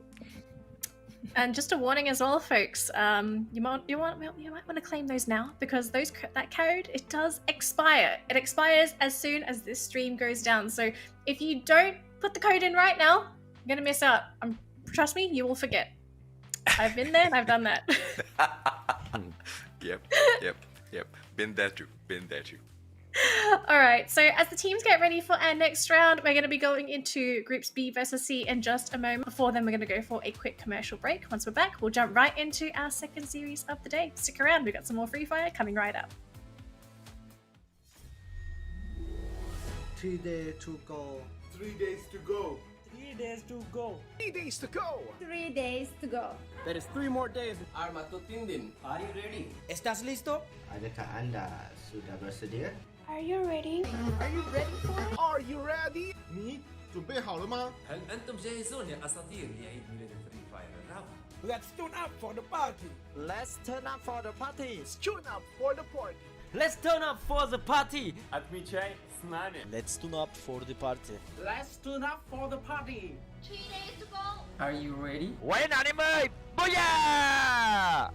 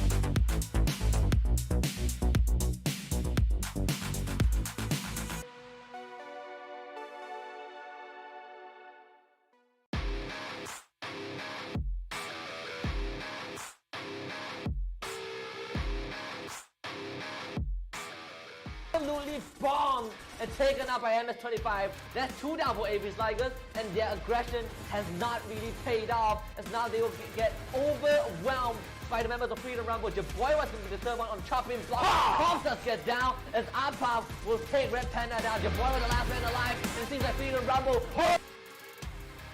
will be forfeited for sure. Shaw's trying to help out, but this is going to run into 3 different crosses. Run, my That is boy. not good for Shaw. They're going to try and gun them down. In fact, they will. Shaw's is down. MS-25 picks him up, and now MS-25 pushes on forward. XL with the third one, and Shot will be eliminated. Catch up to Geek Fam. Can they do it? They got one down. Calls at the window. They're rushing in. They're gonna take out Comp. Draz goes for a rotation, but he takes himself out. Comes down. This is it. AKO. Not gonna make it. That's international. They haven't seen him yet, but now they do. Hello everyone, and welcome back to the MCP Majors Season 2. We've just finished up our first series between Groups A versus B, and of course the next series is going to be B versus C. So we've got to shake up the teams a little bit here, as for anyone that doesn't know, my name is Daniel Lee. I'm going to be one of your hosts, and the other host next to me, the wonderful, the handsome, the hauler. How you doing? Respect. Thank you so much for an intro like that. I don't know how I can keep up with that, but I'm just happy to be here. I saw some amazing matches already. I mean, Group B was there. We saw Freedom Rumble, Supreme Assault Force. Both of those 2 teams really picking it up, and they're going to continue to play. Right? They've got that momentum going in, and they're going to be facing off against Group C, which I think you mentioned it before. It was the Group of Death, Blacklist International, Fast Kills, and Woos. All of those guys are in that team, or in that group. So I'm expecting nothing but, just fireworks even going into this one, because there's going to be a lot of action. These 5 teams, they played in Season 1, so they kind of know each other, but we're going to see how they play off in Season 2 now. Yeah, and there's also another factor we need to consider as well, especially when it comes to esports. Some teams love to play back-to-back Free Fire, whereas other teams, they really struggle when they don't get those back-to-back matches. So how much better is Team B going to perform compared to teams in Group C? Because they're already warmed up, they've already played their matches. Is it going to be a big factor? We don't know. I mean, okay, well, I do agree that warm-ups, they need to happen. You need to be playing with, top-tier guys, and you kind of get the feel for it. But Group C are not the type where they're just, like, lounging around watching, Netflix or whatever. Like, these guys are playing. They're making sure that they're warmed up and they're ready to go. There's a lot of money at stake. There's 50,000 in terms of prize pool. They're going to be ready, right? They're professionals. They're going to be here, and they're going to be ready to go. Yeah. Now, before we jump into the match, I think we're going to be looking at the overall standings as well, just to see where everyone currently is. Now, the only changes we're going to see coming up next is that Group C is going to make their mark on the leaderboard, but then after this series, this is basically it for teams in Group B. They've completed all their matches, and their fates will be determined by the final series, which is going to be A versus C, that happens after this. So we're going to kind of have an idea as to what we're looking at in terms of points, but I want to see what the big difference is, right? Like, is Group B insanely strong? Is it Group C that's insanely strong? Which is the weaker group? And then what could we expect when we have the roster shuffles? Not the roster shuffle, sorry, the team shuffles when it comes to the mid-season shuffle.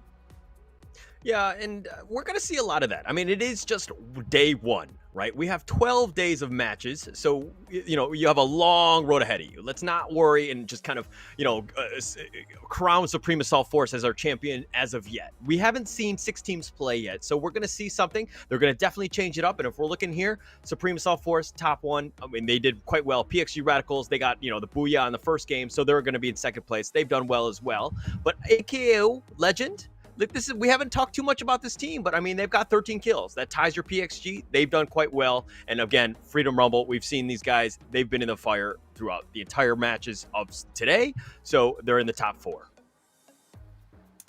We'll have to see if they stay there, right? Now we are going to be jumping into Groups C. Now, for people that don't know who's going to be in Group C, as you take a look at the leaderboard, teams from 13 to 18, you can see they have no kills, no points, and that's because these teams haven't played. So that is going to be your teams that you need to look out for in Groups C. We already mentioned as well, Hauler, Blacklist International, one of the big teams in this group that you need to keep your eyes on. Fast Kill MY, also a rather scary team. And then we can't forget Almighty, because we saw how strong the Filipinos look right now, but we haven't seen Almighty play yet, and how strong this team could potentially be. Yeah, and aside from missing an I in their name, I think that no, I'm just kidding. They're quite good. We've saw them in qualifiers. They did in that. Woos is another team that I'm actually looking forward to. I saw some good things out of season 1 out of them, and I expect nothing but the best. And throughout the league stage, it's all about consistency, right? You don't have to be the highest fragger. You don't have to get your booyahs all the time. But if you're in the top 12, that's good enough. Right? Because of the fact that you're going to get into the grand finals, and that's pretty much where the money is. You got to get yourself into the top 12. You don't have to be faster than the Bear, but you need to be faster than, 6 other teams, so to speak. Yeah, I mean, you could run down the hill. The Bear can't chase you down the hill, so just go down the easy route, right? Try and get those points in. I mean, at the end of the day, the goal might be the points, but also you can't forget some of these teams really need to make that money as well. We haven't got too many tournaments going on, so this is a saving grace for some of these esports teams, because if they don't place well, then they're going to struggle financially. Yeah, and let's go to match 3. We're going to go right to Mustachio and Beef Mommy, and they'll take it away. Thank you so much, Holla, as well as Daddy. Ladies and gentlemen, boys and girls, we are back. And if I'm not mistaken, it's quite difficult to outrun a bear. It's quite difficult to outrun a bear, especially knowing very well that it's going to be coming right at you. But you know what? I saw a really, really good opportunity to just take this out. There is no I in Almighty, because there is no I in team, because this is just teamwork that we need to see here. Yes, individual gunfights is going to be important, but then that communication that you have as a team is going to be key. And when you're almighty, who cares about a couple of spelling errors? Ladies and gentlemen, boys and girls, it's all about the prize pool. These guys are dominant. And hey, Danny mentioned earlier on that Group C might be the group of death. I see where she comes from. 4 out of the 6 teams in there are the invited teams in for the MCP Major Season 2. But for me personally, Group B seems to have quite a number of big names, right? And I'm not just referring to Blacklist International. I mean, we've got views in there, but Fastkill, MY4, X-Men Expert, these 2 squads have more than surely put their mark on the Free Fire world at the FFMC, and now we move into MCP Majors. We want to see exactly what they can bring in here, right? Almighty, I've never seen, exactly how they fare against the Malaysians, so today will be that one opportunity for us, Beef.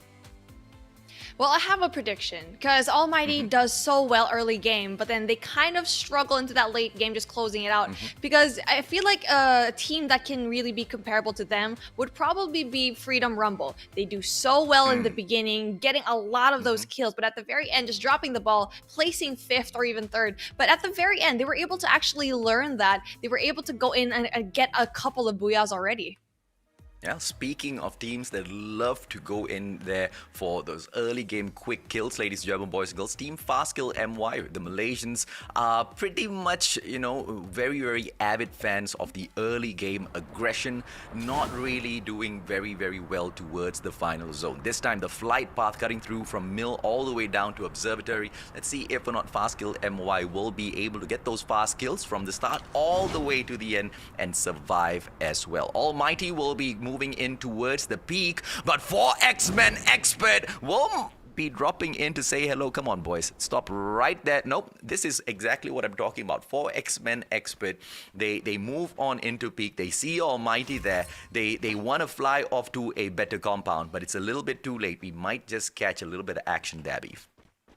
Speaking of action, take a look at the right side of the map. Cape Town is going to be having a lot of gunfights, but we're not looking at that right now. Okay, speaking of, here we go. Back into the action. XBR going up against Blacklist International. Now, that is going to be a little bit hard just because you're going up against such a Goliath of a team, and Guns is going to be going down. Yeah, Blacklist International, not ones to mess around with, and they are in here for the push. Are we going to be able to see a super aggressive side of them, or will they just get a couple of kills and back away? Early engagements, no matter how good you are, they can go 50-50 Beef. 50-50, it doesn't seem like it, just because they're just absolutely crushing every single one that they're going to be seeing.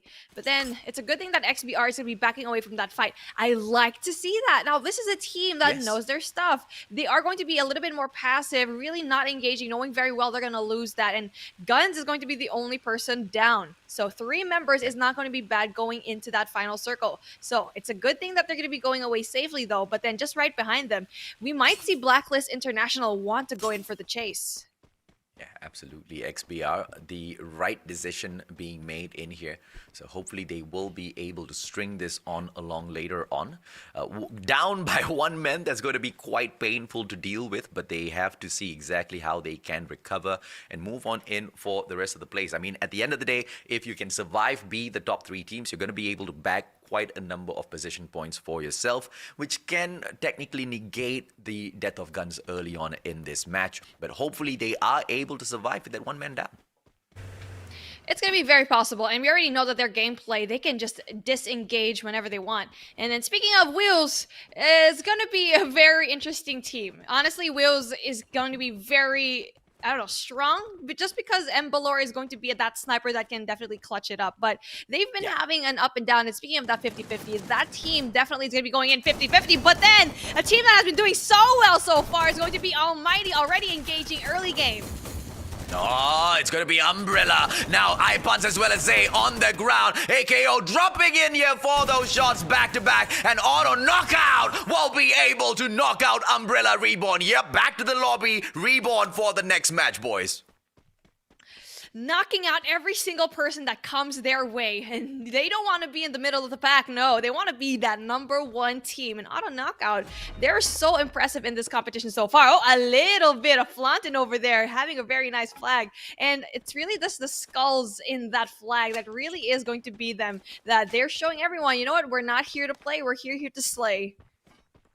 Let's see if or not they will be able to slay all the way through. I mean, it's a great way to kick this off, ladies and gentlemen, boys and girls. Once again, this is the matchup between Group B as well as Group C. So we still will be able to catch quite a number of these big names in here. Argon MY, Dewey Z, Z Squad, Bloody Head, as well as... wait, it should be Group B as well as C, right, Beef? Yes, it's B and C right now. So it's going to be Group C's time to shine, and Group B has been playing since a while ago. Yeah. Why did I think that I caught the name of Bloody Heads earlier? I must be still half asleep. Well, I feel like there might be a little bit of fog in your head, but you know what, Bloody Heads, they've been struggling in this competition here so far, so I feel like the struggle is definitely going to be real for them, especially going up against Team C later on. Group C is not going to be giving them a very easy time, and you know, speaking of a very easy time, Wheels is going to be definitely that team that can probably shine, but then they don't have the consistency yet, but hopefully they've been training the past few days and the past few weeks that they've had. Oh, it's not going to be an easy fight in here. Blacklist International dropping in for the slice onto Views, and it is going to be all out. Aoki, he has got the vantage point in here. Ambalore as well as Alforte on the ground. Aoki, what is going on? Blacklist International on another level here today. Blacklist International already coming out in a booming way. 5 kills already to their name. And that's going to be so hard to beat. And they're already taking out one of the more aggressive teams. And Wheels, yes, they did have like a 50-50 run, but they're usually giving a little bit more of a fight. But then Blacklist International does not care. They are going in there for the kill. And I honestly, with this run right now, it's going to be very impressive.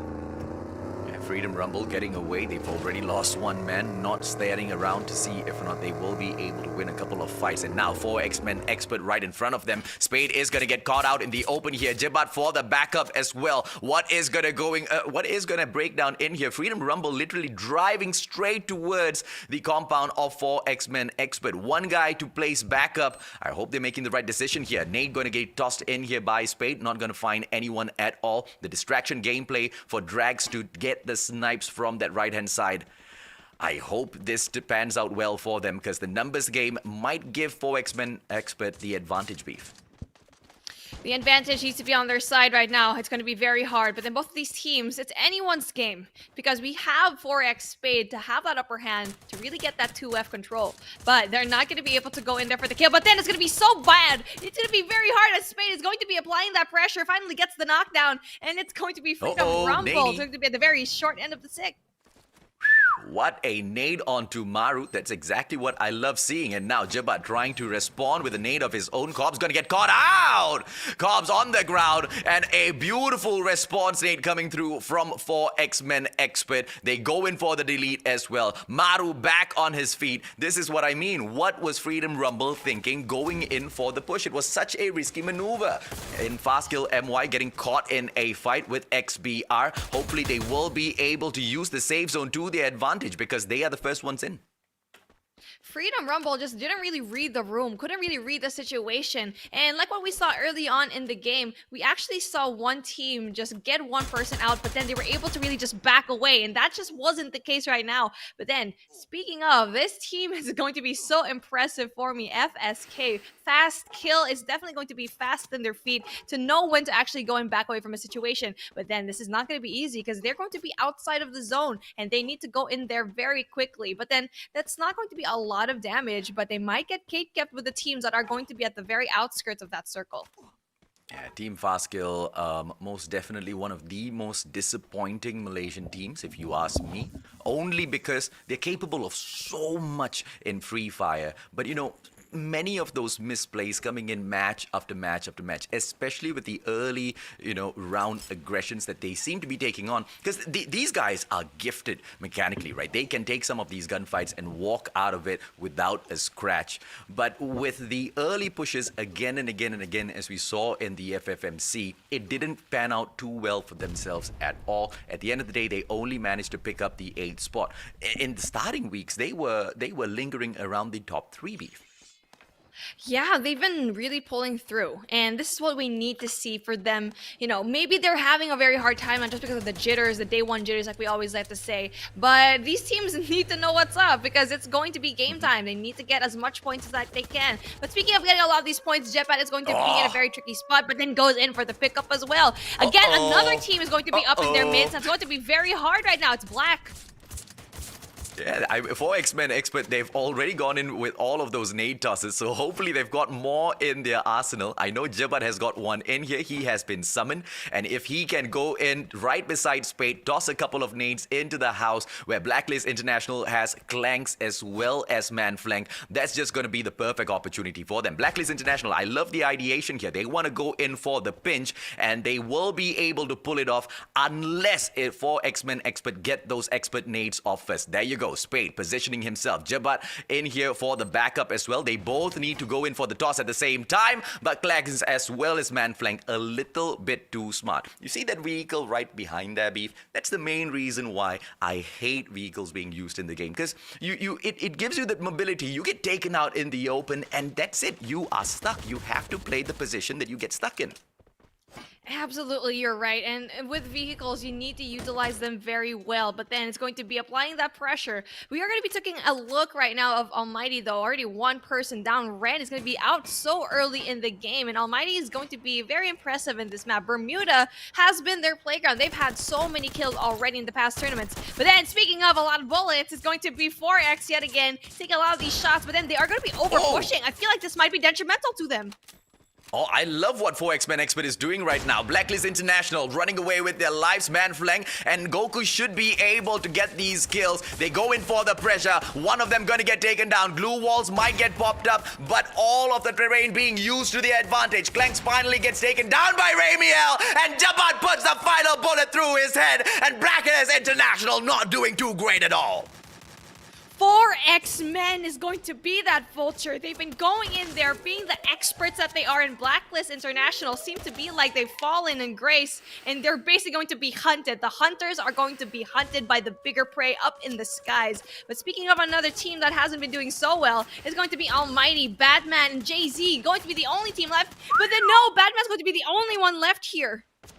Yeah, I used to love seeing Batman play, ladies and gentlemen, boys and girls, but unfortunately in the sticky situation that Almighty is caught in right now, I don't think this is going to be easy at all. Auto knockout as well as SAF, they started this fight and Almighty just got caught in between and they all died. Oh my goodness, that rhymed so well. That rhymes so well. You know what, Musashi? You should be a rapper for sure.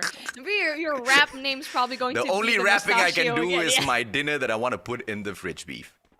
Oh yes. Oh no. We're talking about calamari. We're talking about wraps. I cannot. I'm getting hungry already because the competition is going to be absolutely insane, and I am famished.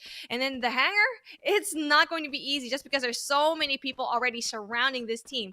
PXG Radicals doesn't really quite matter. It's going to be auto knockout yet again with a knockout performance so far, though. Let's see what is going to happen for them. Yeah, Auto Knockout needs to find a way for them to hold a better compound because there's no way telling exactly how the next zone will go. You don't want to play with luck. You want to make sure you can scout around to see if or not you can spot a vehicle. The vehicle will help you get towards the next zone if it gets pulled all the way towards Clock Tower. So let's see exactly how AKO plays this. Of course, for the time being, SAF is keeping their eye on them, and that's going to be a situation which is very, very, very difficult to overcome. How AKO can get out of this sticky situation is to use all of those buildings at hangar, pull out all of those glue walls as they try to get in towards the next safe zone, and thankfully it is not too far. This will still be a tactical move all the way in for the next bout. PXG Radicals gonna be able to go in there, pushing into Clock Tower, but then two members right now, Blacklist, are going to be there. But then Almighty, surprisingly, with the early elimination, is going to be a little bit disappointing just because we had so much expectation from this team. And it seems like the Malaysians really want to go in there for the win. PXG Barba, only having that one kill though. But I really just want to tackle on what just happened to Almighty. They've been one of the stronger Philippine teams, and it just seems like Malaysia really wants a slice of that cake. And SAF is still in here, so oh, the boys gotta fight. The boys gotta fight real hard, man. And now SAF, speaking of whom, PXG trying to take them down. They want a little bit of a revenge in here. 2 kills on the board so far. Rabiel getting taken down. A fast kill. Yoon from afar drops him. And this is something that the side of PXG did not expect. Rabiel on the ground. Insanity down as well. McRory steps in with the grenade launcher. How much more of damage can PXG sustain? Fast kill is going to be too fast, but then I feel like they're going to be going for the pickup right now. But then, oh my goodness, the sandwich is going to be coming along. Fast kill is going to be in such a very good position. McRory's going to be able to take advantage of the situation, gets rid of people from PXG, one by one, dropping like flies. Yeah, fast kill. They are getting it done right this time around. Ali got taken down, but it's not really an issue for them at all. SAF, even if they do get knocked one after the other, the glue wall plays are a little bit too solid for fast kill to take advantage of from such a far position, right? I mean, a little bit closer, we might be able to see them use some of these lethals, toss in a couple of grenades right behind those glue walls and punish the side of SAF, but no one's able to do that at the moment. And SAF will still be a huge, huge threat in this round. PXG Radicals just got third party. Now that is so unfortunate to actually see. But then another team that's going to be so impressive, 4 X-Men expert, absolute experts at getting in there for the kill. They're going to be meeting another team though. That's going to be very, very hard for them to actually go and pull through. Yes, I don't even know how they're still getting all of those shots. Yeah, I don't know how he got an angle onto Blacklist International. They're not even on our screen. Ladies and gentlemen, boys and girls, this is 4 X-Men Expert. Now, although they are able to get these knocks, they're not really taking advantage of it because the kills, the deletes just do not come through. Goku! Drops Nga from afar. Auto knockout now. Have to deal with Goku's knives. And the time turner gets pulled out as well. Goku should be able to go in for the delete. And auto knockout. They are on the ground. Hopefully there's a little bit of backup, and the backup approaches ever so slowly. 4 X-Men Expert now need to change their view over to ITX, who's right in front of them. It's going to be so hard. There's going to be so many teams already that they're going to be meeting. But it's going to be so hard. It's because we see auto knockout just going to be up the top of that hill. But then it seems like 4X-Men is going to be having a hard time choosing which teams to actually go and kill because there's just so many of them surrounded, and they need to look for that positioning. I think that's the most important thing is they need to go in for that really good position. Oh, are they cheerleaders Teamwork, right my now? man. No, not teamwork. Teamwork. It's all about the teamwork. And now SAF, they have got quite a good position in this zone, ladies and gentlemen, boys and girls. Auto knockout, spreading themselves out thin. They have to be careful because Orin from the back should be able to take these backstep shots against Taken. And there you go, Orin going in for the shots. SAF will be able to rain down all of the firepower as well. Taken has managed to pull out the glue wall, but we will be able to see if or not he gets taken out from that backstab. SAF moving on in, the zone not with them.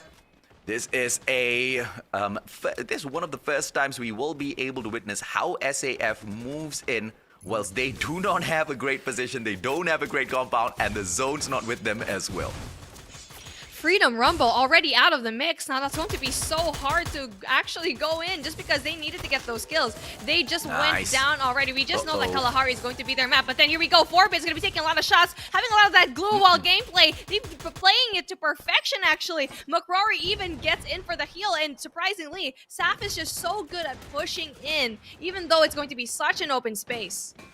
Yeah, so even with the open, which is why I pointed out, right? First time we're going to be able to see exactly how SAF does it, and that's the right way to do it, right? Play your glue walls, manage it all the way in, and find a great compound for yourself. SAF managing to do exactly that. Now they have to be careful because the nade can come flying through, and that's exactly what happens. Taken takes one out from the side of SAF with that nade, and the same happens to MTX as well. Now Shafiq trying to get those shots off here. He has got the second floor of this compound. All of the players around MTX, they have got nowhere to hide except behind the walls as well as the glue walls that they can pop up on their own. Maru in front of Shafiq. A couple of nades might help. Matrix eliminated. Look at that nade of perfection coming through from Forbid. God nade. We already know that Saf is definitely going to be one of those people that can actually go utilize and have amazing gameplay with those nades. PXG Radical's already going to be eliminated just like that. But then FSK is going to be having a hard time as well. It's going to be Shark. It's all up to him to actually go and pull through. Fast Kill is going to be having a really hard time with just one player left in the team. Shark! What a bait! And he goes straight through, eating all of these extra fishes in the sea. Goes in for the backstab as well. Shark is just slaying. 6 kills so far. Jumps right through. Is he going to be able to pull out the glue wall and survive? No! FSK eliminated. And it is the one and only. It is the team of 4 X-Man Expert picking up the booyah! What? Shark was the only person, and we already saw how much they actually struggled, but no, 4X-Men definitely have that finisher. Jibat, Spade, Maru, Goku, Rybel, and Logan is definitely going to be that squad that will get that third booyah of the day. Yes. See why when I was talking about Group C, 4 X-Men Expert, Fast Kill MY, these two teams we definitely need to keep our eyes on beef. Let's bring our hosts right back in here, Danny as well as Holland, ladies and gentlemen. Welcome What a back, crazy game! Oh my gosh. Alright, who wants to go first? The one with the cat, of course. I feel like you need to take charge of that cat, right? Oh, he's fine. He just wants to snuggle. He insisted on being on the stream, so I thought I'd bring him on. But that was such a fun game to watch, and this was such a big difference compared to the first series that we watched for the day. Oh, he's gonna wake up. Can I just say, your cat is so look at those eyes. So What? majestic. So majestic. Yeah, So I've never seen a cat that beautiful. As an I'm added not even bonus, exaggerating that it's a beautiful makes cat. But glue anyway, walls. ladies and gentlemen, boys and girls, was it more beautiful than the booyah that was pulled off by 4 X-Men Expert though? Okay, I mean, X-Men's Booyah was great, but I just want to point out, Shark had such a big opportunity to grab so many kills. That was gorgeous, right? He smelled blood in the water, he saw people down, and he just decided, I'm going to whip my gun out, I'm going to grab those kills, because at the end of the day, valuable points. Yes, he played second, but I feel like he was such a big winner for his team because he got all those kills, and I think it made up for the fact that they came second. I think it was so worth it for him to actually put that effort in and say, okay, kills a priority here. Booyah. Yeah, I think he was going in for the booyah as well. It's just that, luck wasn't on his side because the zone kind of closed in. He got a little bit of his HP knocked off as well. Didn't pull out the glue walls, didn't have many of those to play around with in that final zone, right? But to pick up all of those opportunistic kills absolutely excellent, right? And if he did not go in for the push onto 4X-Men Expert earlier on, it would have been an all-out 100% victory for 4X-Men Expert. At the very least, this guy could ask those questions. 1-on-1, finally he dropped, but it was a really, really well-played match between the two squads. And 4x4 men, I mean, this is a team that came out of the qualifiers. This is a brand new team. This is something that we haven't seen. We definitely need to keep our eyes on them because they look very, very good. But let me give a shout out to Black International. I think that was a team that, you know, they lost a team member very early in the game, but they were able to kind of just get themselves back in. SAF had 10 kills, right? I mean, that's no small feat in and of itself. So very big props to SAF for that as well. Yeah. I feel like, you know, when the double vectors was still the main meta of the game, before the snipers got brought right back in, Blacklist International, or back then as they used to be known as Baby Argon, they were supreme, right? We could see Cobra going in for those CQCs, and he always gets those ballsy battles. They're always closing in the gap and trying to take these close range fights. But ever since the snipers came right back into the game, Cobra's not a threat, man. Blacklist International, they get snuffed out so easily from afar, and they take these aggressive pushes. I feel like they have forgotten where they stand in terms of the meta. They cannot afford these aggressive pushes anymore, guys. Yeah, it just seems that Blacklist International, their style of play is phasing out, and they're struggling to adapt to this new style that everyone's seemingly picking up much quicker. Beef, I wanted to sort of ask you, we've been watching a lot of Freedom Rumble, and they dropped out so early in this round. What really went wrong for Freedom Rumble in this round, do you reckon?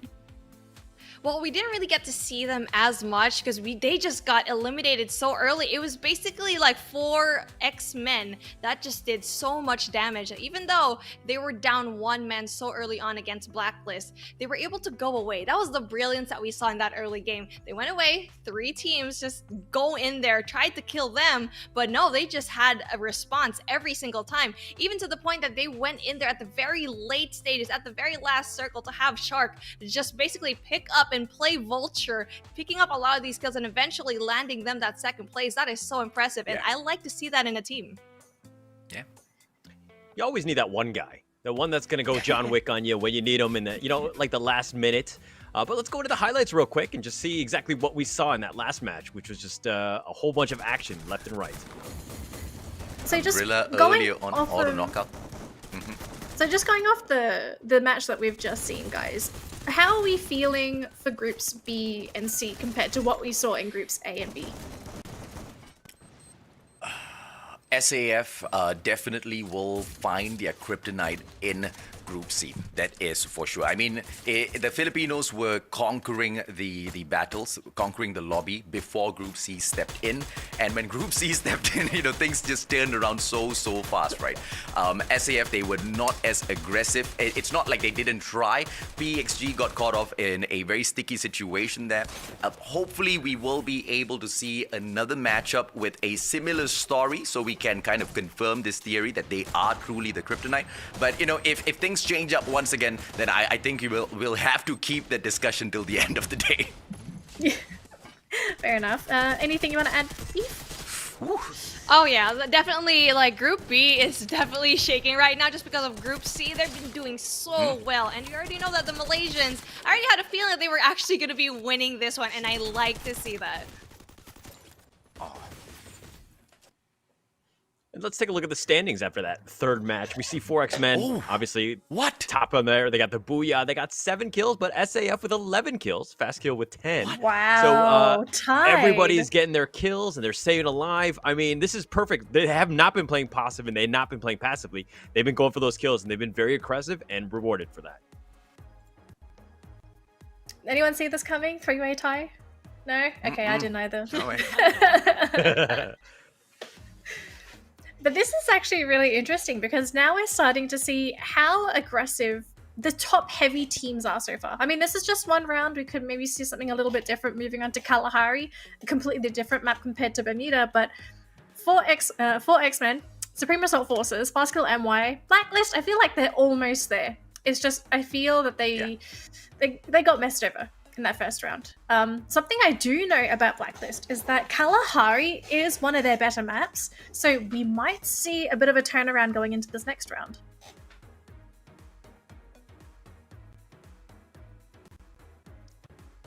guys? Yeah, I think. I mean, I'm hoping to see something. Like, there's got to be a difference, right? I mean, I guess no one agrees.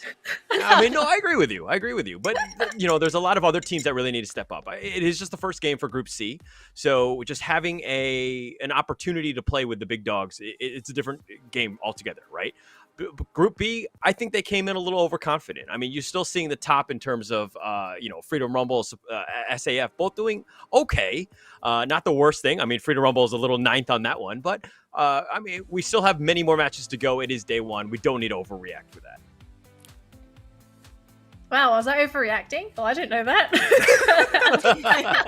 No, you didn't mean it in that way. Sorry, I didn't mean to go that far. It's fine. I was kidding. My goodness.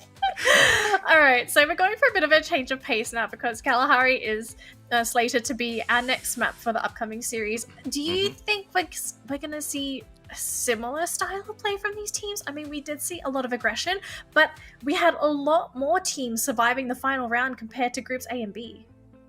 Yeah, I'm assuming we'll see as an aggressive push that Fastkill will bring into the next match that we saw earlier on. But whether or not they'll get to the final zone, we will have to wait and see, right? Because once again, the probability of Team Fastkill keeping up this performance is quite low based on their previous performances that they've shown us in FFMC. They are so good at the start and then they drop off. But here's one thing though, 4X Men Expert. Let's put a pause on that because I feel like the audience has got something awesome to hear about first. Yeah, and there's going to be a code, and it's going to be going on, 2X Death's Eye Gunbox. This is your code. Claim it now. Everyone can do it. It is not a first come, first serve, so don't need to to worry or be pressured. You went there again. You won't be able to type it in because there's a lot of letters that you got to put in, right? So make sure that you do it. Take a screenshot. Do what you can. Yeah. Because to be honest, that's a long letter, and you make sure that we have that. So you put that in. Make sure you get your free skins. You're gonna have to. You're gonna be able to claim it throughout the rest of the stream, and it does close at 5 p.m. So feel free to claim it at least before then.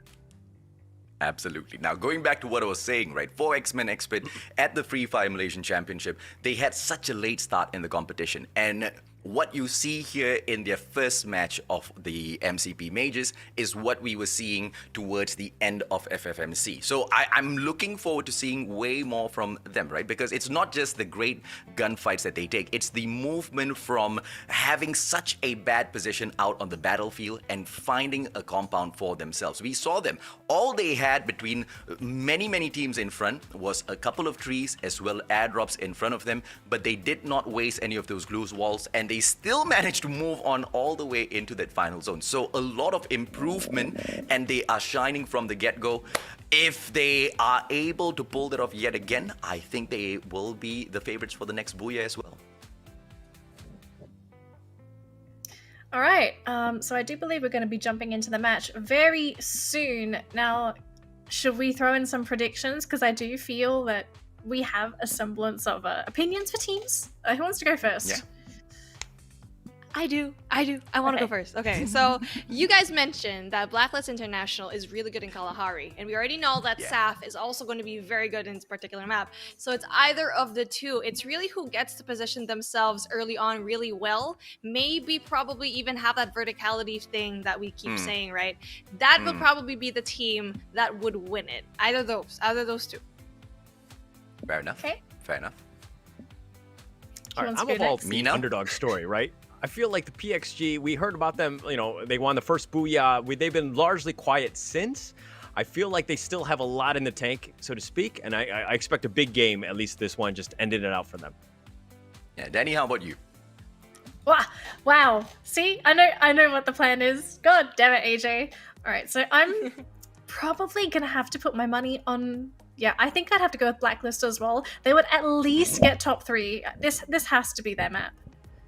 Yeah, absolutely. Thank you so much, Holler, as well as Danny. We'll take over for the time being, and we'll catch up with you right after we find out who grabs the Booyah on Kalahari. And Blacklist International seems to be that popular name that keeps coming up, and it's very easy to see why, ladies and gentlemen, boys and girls. Whenever they drop into Kalahari, they play their positioning really well, but the gunfights just don't seem to be on point. The flight path cutting from Stone Ridge all the way down to Oldhampton will allow full access throughout the whole map for wherever these teams want to, go in here for the drop. So I'm quite curious to see if or not any one of them is sharing these drop zones, Beef. Oh, well, speaking of sharing the drop zones, we're going to be seeing a very hot start here. The Freedom Rumbles are going to be able to go up against another squad. Now, they need to really have a very interesting fight, though. They need to play it right, because it's going to be Sap, and it's not going to be easy to actually get it there and take him out.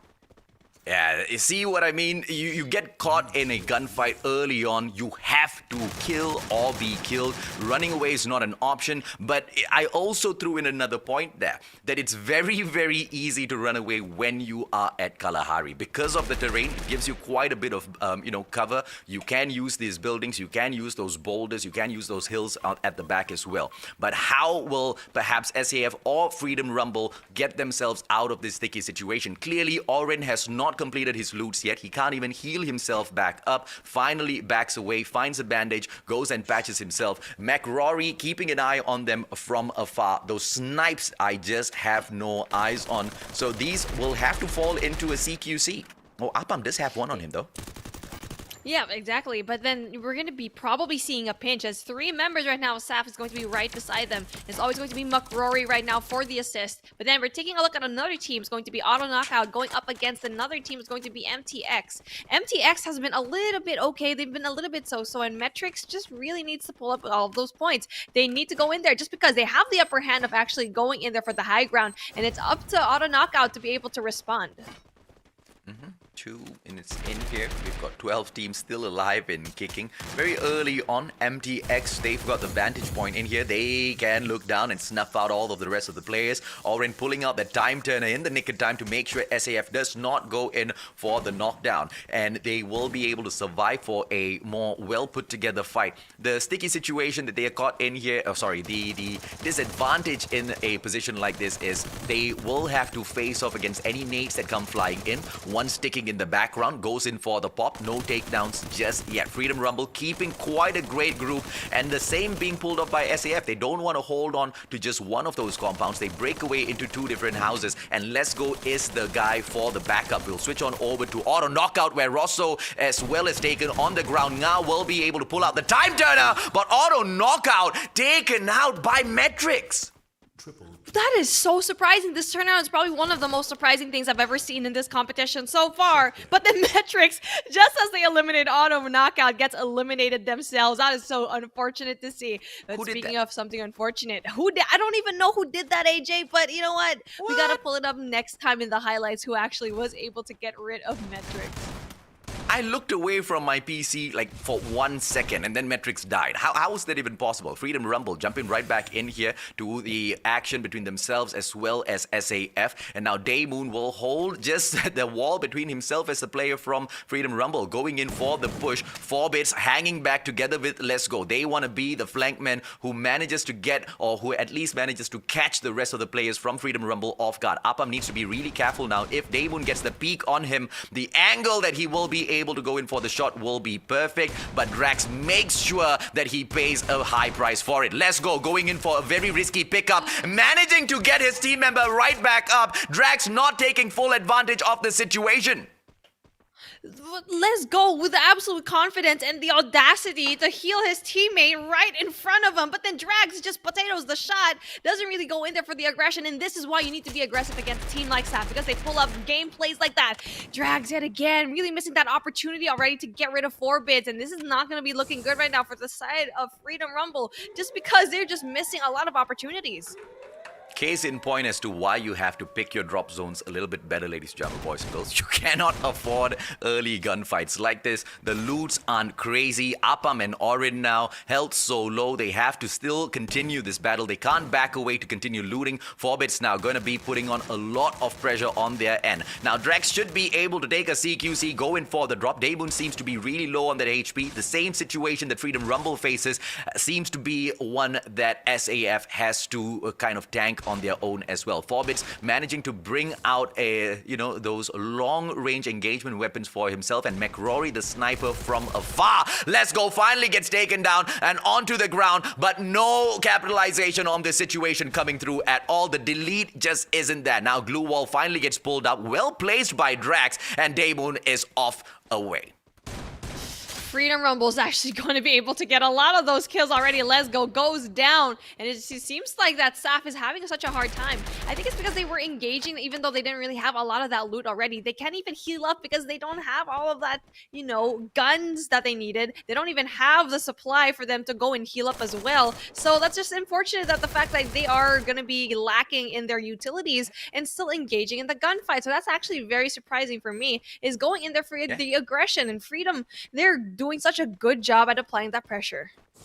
Yeah, may I just point out, that was one of the most perfect usages of the glue wall, not for a defensive push, but for an offensive one, to make sure the players of SAF don't jump on through that window and go in for that heal, go in for that revive. They managed to go in and take one player out of the equation, and now the side of SAF, they are going to still suffer. McRory taken down, and it looks like out of nowhere, 4 X-Men expert wants to third party that fight, but we have to focus on Team Fastkill. Ali once again eliminated. Umbrella Reborn. Are they going to get kicked back out into that lobby and be forced to reborn yet again? Earlier it was auto knockout, and now FSK. This is what I am talking about. Team Fastkill MY with the consistent. They take such early fights and they just can't get on to that final circle. Beef, if they continue like this, I'm going to give up on them. We should not give up on them just because of the talent that they had in that last matchup, but then Kalahari is a different beast of its own, and Umbrella seems to be like they're finally picking up. They've been struggling the past few rounds, but finally, really just having big kills to their name really early on is going to be so important for them. But speaking of an important matchup, XBR need to come up with the points. They need to go in for the kill, because so far they've only been in the middle of the pack. Not only that, but maybe even at the very end. So, you know, XBR already having that 2 kills, just chilling over here. They know very well that they want all of those teams to just battle each other out early game so they can finally get placement points and hopefully get a booyah. Fastkill MY, I mean, they're not bringing in the consistency that I want to see from match number 1. They are bringing in the consistency from FFMC, and that's not the good kind, right? The kind of consistency that they brought in from FFMC was being able to take crazy good games, even picking up the booyah for themselves, so aggressive, but just not able to survive in for that final zone play. You miss out on a lot of those placement points, and no matter how aggressive you are, like what they had earlier on, right? I believe 0 kills, but let's imagine even if they were able to take one team out, that's 4 kills under the belt. Fine. You take another squad out, that's 8 kills under the belt. You're still going to be quite far away from the big dogs like SAF and all. Granted, it is just the top 12 that we are looking for, but each and every single one of those spots carries a different value in terms of those USD, even in the group stages, Beef. Yeah, I mean, it's not just about the money as well. Yeah, you're going to be having a lot of that. And it's also the fact that you can go to your friends that you won this tournament just because of the hours and the days and the hardships, the tears that they had to go through from each of these teams. But then speaking of a team that has been struggling just a little bit, but I think they're in a really good spot. This is actually going to be good. Refinery has always been that platform that you want to get just because of the verticality of this place. You have eyes on every single one of these mountains. Not only that, they have a really high percentage that the final circle is actually going to be hitting it. We saw that a while ago, and right now they're at a really good spot. I like how Limit is playing this. They've got the vantage point with them, and they're not going in for the aggressive pushes. And Views will be able to play this for quite a while. And if they are lucky, Almighty just comes stringing in. They should be able to take some long-range shots and punish the side of Almighty. But Views, just like so many before them, have to understand that holding on to the top platforms of Refinery will get really risky if this is one of the final zones, because the blue zone will really punish you if you don't start moving early on. Absolutely. And then you don't want to be gatekept by that. Not only are you going to be getting damage from the zone, but then you're also going to be getting damage of the teams that's just waiting for you on the outside. And Almighty seems to be like they just want a third party the house down, and they're going to be party poopers, as it's going to be Umbrella versus Blacklist. And it just seems to be like Umbrella is going to be having a very hard time. And speaking of a hard time, Umbrella Reborn is going to be eliminated. Yeah, and Balore taking the snipe from up top. AMT thinks that they are going to be playing third party, but they fail to realize that Views has got the vantage point, and it's going to be so easy for them to punish the players of Almighty. And on top of picking up the fight with Almighty, now Views can just wish and bank on the fact that Blacklist International will get tempted with free kills, free pickup on those kill points, because when Blacklist International steps into third party this situation, then Views has got two to pick a fight with. That is not a really great spot to be in. Blacklist International needs to go and regroup and finally maybe just go in for the rotation at the very right side of the map, because Almighty and Wheels are going to be having a really good vantage point for them to take them out. But then XBR still a little bit more passively, really just going along outside of the circle. But then it's going to be very good for them just because no one's going to be greeting them. Blacklist International is just going to be there at the very side, being a little bit too busy just because like it's going to be Almighty right in their sight lines. Yeah, Blacklist International has always been great with their positioning when it comes to Kalahari, and at the very moment they are in the zone, so not much pressure, except with the fact that Views is keeping a close eye on them. If they make one wrong move, it's going to be all over, and now XB are in the situation as well. One gets taken down, Phoenix in here with the snipe, but there's no delete coming through just yet. One gets picked right back up, and that's not a waste, but there's just no capitalization on that. Absolutely, there's no capitalization on I can't even speak that one just because of how interesting that gameplay was. The capitalization on that one was so important, but then they were actually spread out too thin. They were like one house per game, and Spade is going to be having a lot of big kills. Eliminated by just one person. Spade is absolutely crazy. My theory is now confirmed, ladies and gentlemen, boys and girls. This is the kryptonite of SAF as well. Let's just say they are the kryptonite to the Filipinos. 4 X-Men expert. They barrel roll all the way from FFMC into the MCP Major Season 2 to prove a huge point. It's not about the big names. It's all about the hustle and effort. Blacklist International, right in front of Almighty. They haven't been able to make the cut, or at least show us any sort of those old supremacy as Baby Argon ever since they got picked up by Blacklist International. But that's not going to be too much of an issue, because the organization that has picked them up is one of the best in Southeast Asia. And what these boys need is a lot of guidance. And hopefully they will be able to step it up competition after competition, Beef. Yeah, absolutely. You're right about that franchise. Blacklist International is definitely going to be one of those franchises that has been being very well known, and not only here in Free Fire, but in other titles as well. So there's a reason why they were chosen, and it's because they're so talented already. Their movement is going to be very amazing, top tier, truly. But then Ren's going to be applying that pressure. I'm not quite sure it's going to be the smartest, though, just because they've already given away their position. Oh, Spade now picking up vantage point for himself. If he manages to just get up onto the roof, number one, he'll expose himself. But number two, he should be able to get a good angle onto Jay-Z. Jay-Z now going in for the shots against Jabat. They need to be really careful. The longer they play in here, that zone is going to be able to put on quite a bit of pressure. For X-Men Expert, they need to close this gap. They need to eliminate Almighty and get into the next zone, Beef. The next zone is not going to be easy. You can see here, there's so many teams already on the outskirts, but then they're slowly pushing in. Wheels is going to be at the very outside, but then Shira is going to be able to actually get the kill, but Jay-Z is going to be having a very hard time. Is probably going to die just because of how far away he is, and that is a trade-off that you are going to be paying for. But then 4 X-Men, you're going to be having a hard time. Almighty's actually applying that pressure, but then with just 2 people left in Almighty, that might be a little bit hard to do. Yeah, Views is still holding on to that site. Remember what I said earlier on, ladies and gentlemen, boys and girls. Views needs to know when to move. If they leave this for that final moment, if they allow the blue zone to dictate exactly when they go in for that pressure push, Views is going to get snuffed out, and it's just going to be 4 X-Men Expert taking this fight up against Almighty. And now, Limit chipping in to take Spade out of the equation. 4 X-Men Expert in a very, very tough spot. 5 more teams surviving, 18 more players. Let's see exactly what breaks down. The zone has started moving, Beef. It's all about a game of survival now. This is such a good vantage point right now for the side of Wheels. They have eyes on every single one of these teams, and they are going to be able to utilize that, but then the zone is going to be closing in. They need to move, but it's going to be so hard just because everyone else is going to be, it's a little bit too late. They waited there, but then PXG is going to be right there knocking in their door.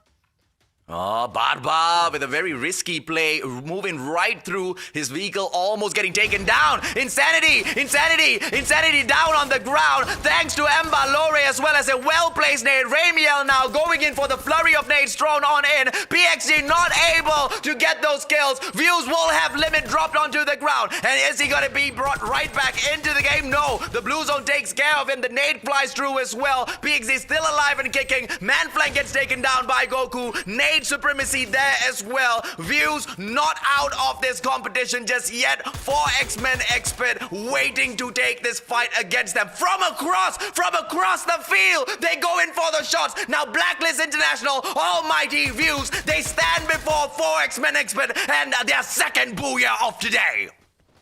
That is just so hard to see, and Wills already had so much of an advantage, but then just one person is going to be left. No! PXG Radicals is going to be eliminated just like that, and Wills as well. It's the Goblin Wolves are going to be out here, and just like that, Almighty is going to be taken out as well. It's basically going to be 4X-Men up against another team, but no! 4X-Men is eliminated! Blacklist International, we already called it. We already knew from the beginning that they were going to absolutely crush it here, and it's going to be their first booyah. Blacklist International, ladies and gentlemen, boys and girls. It's all about the survival. It's all about how you move in towards the next zone. And they've always been so good at playing Kalahari. Ajem, Clanks, Manflank, Phoenix, Cobra. They are the best to represent the Blacklist International brand at Free Fire. Let's see if or not this is just a one-time or we will see more from them within the day itself. Well, Kalahari is going to be the name of the game. Danny asked us, which teams do you think is going to be coming out on top?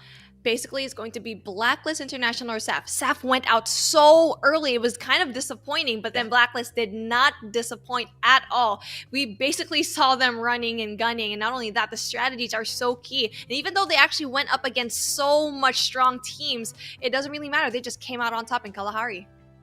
Absolutely. On that note, ladies and gentlemen, boys and girls, let's bring right back in our host for the day, Danny, as well as Holler. Welcome back, guys. Thanks, guys. God, that ending was so funny. I just sat there. I swear, I was just clapping my hands like a seal. Just. Yeah, what could you say? Danny, what do you think of SAF's early exit from this lobby? It was a little shocking, but to be fair, it was 4X-Men that eliminated them, right? The team just looked so beautiful, so crisp when they eliminated SAF. And SAF, I think they were quite shocked as well because no one has been able to take them out in such a dominating fashion. So SAF, bit of a wake-up call, but I think they do need to be aware that once they play teams in Group C, they can't just go on autopilot. Because it really felt like in A versus B, SAF, autopilot, whatever they do works. Group C, that doesn't fly anymore. Yeah, Holler, 4X-Men expert, man. We saw them move in. They didn't have the zone. They didn't have a compound. All they had was just the wide open ground with so many teams right in front of them. Did you expect them to be one of the last teams in that final zone? Look, to be honest, nobody expected this team, right? I think going in, we just kind of had our own favorites. We had our own little dog in the race, so to speak. But I mean, 4X, they've shown up, right? They're able to hit their shots, eliminated SAF early, like you said, and I mean, they just completely dominated. But I think, so one of the other teams from Season 1, if we're looking at Fast Kill, right? What happened to these guys? They fell off the map. They were eliminated first. Like, this is a travesty, right? We did not expect that out of this. And Beef, what are your thoughts on at least that team? Yeah, Fastkill, Kalahari's just not their map. There are just teams that are going to be weaker either in Bermuda or in Kalahari. And it's usually the teams that are good in both that we really like to see, really just placing high enough and also getting a lot of kills. I feel like that's been Blacklist International already so far, just because of they've been doing a good job at Bermuda, not really quite good, but then good enough for them to get points. And in Kalahari, they're just popping off. And for Fastkill, they didn't really do well. It's absolutely, disappointing to see them go down so fast compared to their really amazing gameplay in Bermuda. Yeah, but this is just, history repeating itself, right? And Fastkill MY, they really need to put this in check, because if they allow this to happen yet again, which I don't think they do, right? They learn their lesson, they fix it, and then they get complacent yet again. Every single time they win, they immediately follow it up with a loss. And I think I know why, but they need to figure it out for themselves, Ola. Hang on, wait. You said you know why, okay? What do you know that we supposedly don't? overconfidence. You do not overstep. Regardless of how you took the win, this is Battle Royale. RNG gods are the ones who control the game. You don't control anything. You just cross your fingers and you hope for the best and you play positioning really, really well. And that's exactly how Blacklist International wins almost all of their Kalahari fights, right? It's all about knowing how to go and where you should be at the right point of times. Let's take a quick look at the highlights once again. Maybe we'll break down a little bit of these key moments we happened to miss in the match early on, guys. I mean, Shark here just kind of, that knock right there, that was actually devastating for that team. Fast kill, just not really able to get anything going, just completely eliminated, and you're kind of out that early. I mean, you don't give your team a chance to win at all. SAF. And they got taken out. No CQC. Yeah, those were all long-range shots, and I don't think even SAF saw that coming. No, I really don't think they did. I think there's something else that we didn't really talk about when it comes to Kalahari, and it's the fact that Kalahari, compared to Bermuda and Purgatory, there's not a lot of places where you can actually hide. It's a very flat map. You can see everybody. There's no foliage. There's hardly any trees. So it really comes down to the way that you decide to move your character. It's the jumping, it's the running, and it's also the glue walls that you put down. Like, basically the only thing controlling your positioning is you. And look at the standings now, right? 4X Men, yeah, they got second place. They didn't get the booyah, but with 9 kills, they're still at the top right there. 4X Men, they're showing up, and they're showing up and they're making a storm, right? People are gonna have to respect this team. Yeah, I think that's something that everyone's just going to have to consider at this point. So even though you're placing high, if you get enough kills, it just offsets your placement points.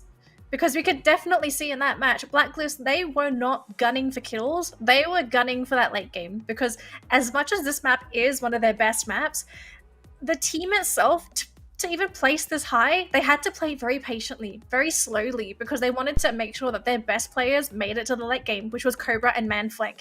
If they don't have both of those players in the late game, most of the times they don't really have a chance at getting their booyah. Is Cobra really the main player though? Because I think in recent times, Manflank has really replaced the efficacy that Cobra has in the game, because he's the guy who mainly sets up those long-range snipes, which we haven't really seen a lot in the recent matches. So the way I see Blacklist International is that the roles for Manflank and Cobra are vastly different. So the firepower is Manflank. That guy can shoot. He is deadly.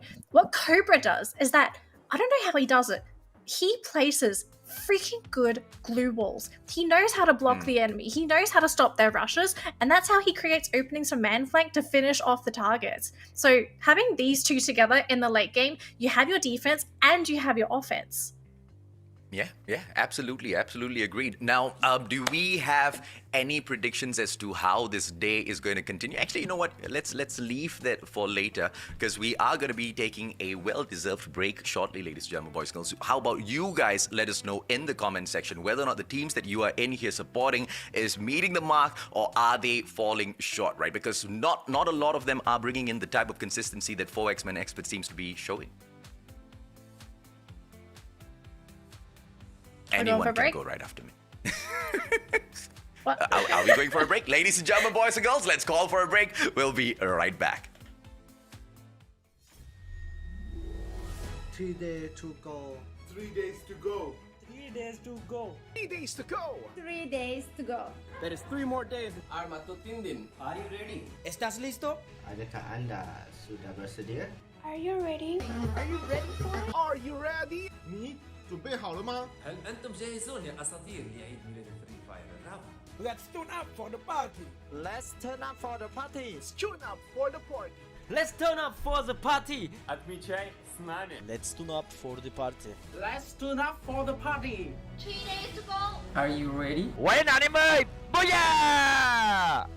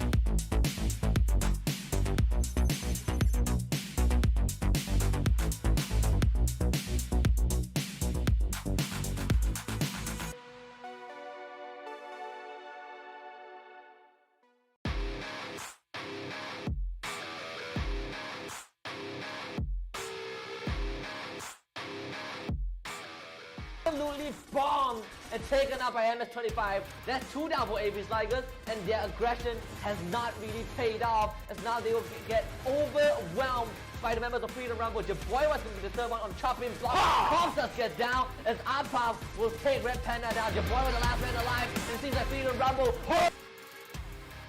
will be forfeited for sure. Shaw's trying to help out, but this is going to run into 3 different crosses. Run, my That is boy. not good for Shaw. They're going to try and gun them down. In fact, they will. Shaw's is down. MS-25 picks him up, and now MS-25 pushes on forward. XL with the third one, and Shot will be eliminated. Catch up to Geek Fam. Can they do it? They got one down. Calls at the window. They're rushing in. They're gonna take out Cobb. Dress goes for a rotation, but he takes himself out. Cobb's down. This is it. AKO. Not gonna be. That is international. They haven't seen him yet, but now they. Hello everyone and welcome back to the MCP Majors Season 2 Day 1. It is Danielle and Paula, your host for today, and we've just finished up Groups A versus B and B versus C. So we are now down to our final round of the day, which is going to be Group C versus A. And from what we've seen so far, Paula, teams in Group B, they're done for today. They're going to sit back, they're going to relax. But what could we potentially see in A versus C from the knowledge that we currently have? Group C is strong, right? 4 X-Men, they're proving to be quite, a formidable opponent right now. They're definitely tops right now, a team to watch out for, and with a lot of momentum on their side, right? Group A, on the other hand, they didn't do so well in the first 2 matches.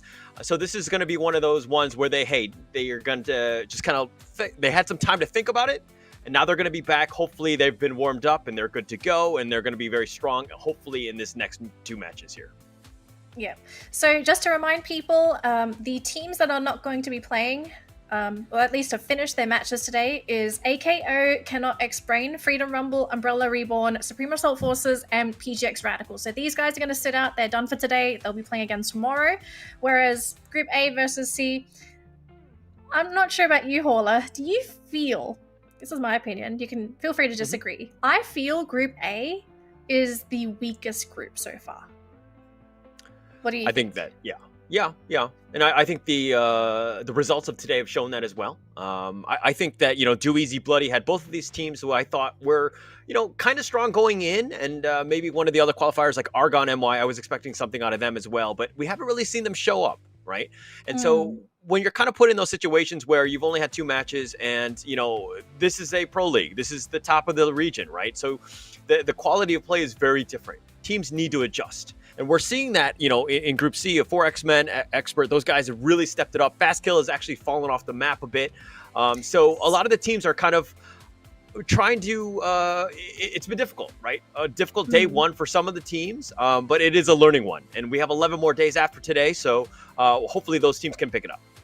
Yeah, plenty of opportunities to learn, as we are now going to take a look at the overall standings for today's matches. Now, keep in mind, there are some teams that are going to be really far ahead in terms of points, but we need to remember that the teams with a lot of points are likely going to be from Group B, because these guys, they've played all 4 games today, whereas teams from Group A and C, they've only played 2. So we're going to be seeing a major shift in points after this next round, but Hola, looking at the points so far, do you feel that SAF is going to be able to keep their first place?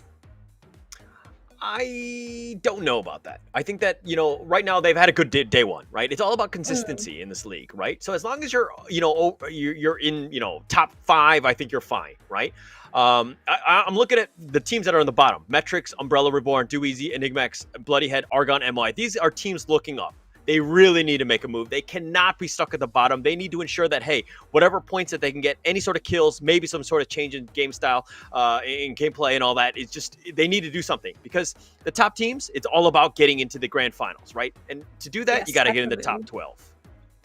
I think in the case of Bloodyheads, I'm not sure if it's luck or if it's the places that they choose to drop, but we just always seem to see Bloodyhead getting eliminated early because they find another team. They've never had a match where they get to just do their own thing. Do you feel like for Bloodyheads it might just be a case of RNG, or is this just free fire?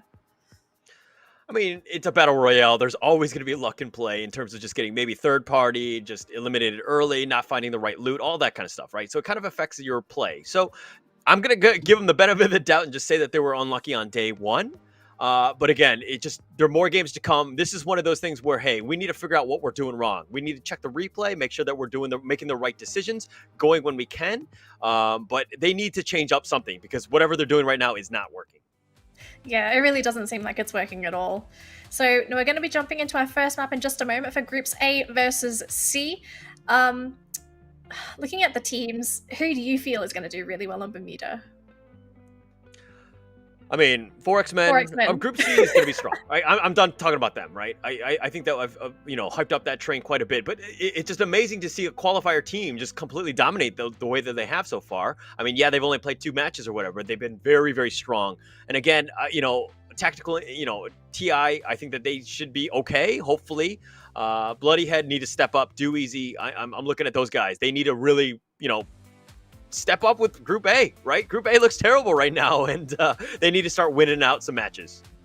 Well, let's see if Do Easy can do something as we throw it over to our casters for our final game of Bermuda for today. It's going to be AJ and Beef. Take it away. Thank you so much, Holler, as well as Danny. Ladies and gentlemen, boys and girls, Beef and I are right back in here, and it's going to be quite exciting. Danny kind of asked a question earlier on, Beef, whether or not SAF can maintain their #1 spot. It looks like it's going to be quite difficult, right? Because 4X-Men Expert, they are on a roll, and if they are right, if Danny as well as Holler, they are on the point with, Group A being the feeding ones or the feeders in this competition, 4X-Men Expert, they are going to have the time of their lives in the next 2 matches. Well, I feel like, they did such a great job a while ago, but in Bermuda, they were this close to losing it to Fast Kill. So I feel like it may not be as a dominating start. It's just like that one was a pure luck. That was absolutely just pure luck because the circle was closing and the glue wall was just like basically blocking Fast Kills by basically blocking Shark. So again, it's anyone's ball game, but Almighty seems to be like they're very solid in Bermuda as well, but hopefully they really get to pull through. 4X-Men, they're not going to be able to definitely give that away so easily though, but let's see what happens. Absolutely. I mean, I'm looking for, and Holler got it on point, right? Consistency is key when we drop into Battle Royales, and that's exactly how we see how good a certain squad is. You've got the RNG gods consistently throwing, random stuff at you, with the beginning from the flight path. You don't really know exactly where your opponents are going to land. You might share the same drop zone. A lot of things are not in your control. The blue zone and where it starts off, where it moves towards, is not under your control. The best things that are under your control is your mechanical capability of taking this gun fights, as well as always being aware of your position within those games, especially when we go into Kalahari. But this is not match number 2. This is match number 1 between A as well as C. Ladies and gentlemen, boys and girls, let's see exactly what happens at Bermuda as we kick this off, Beef.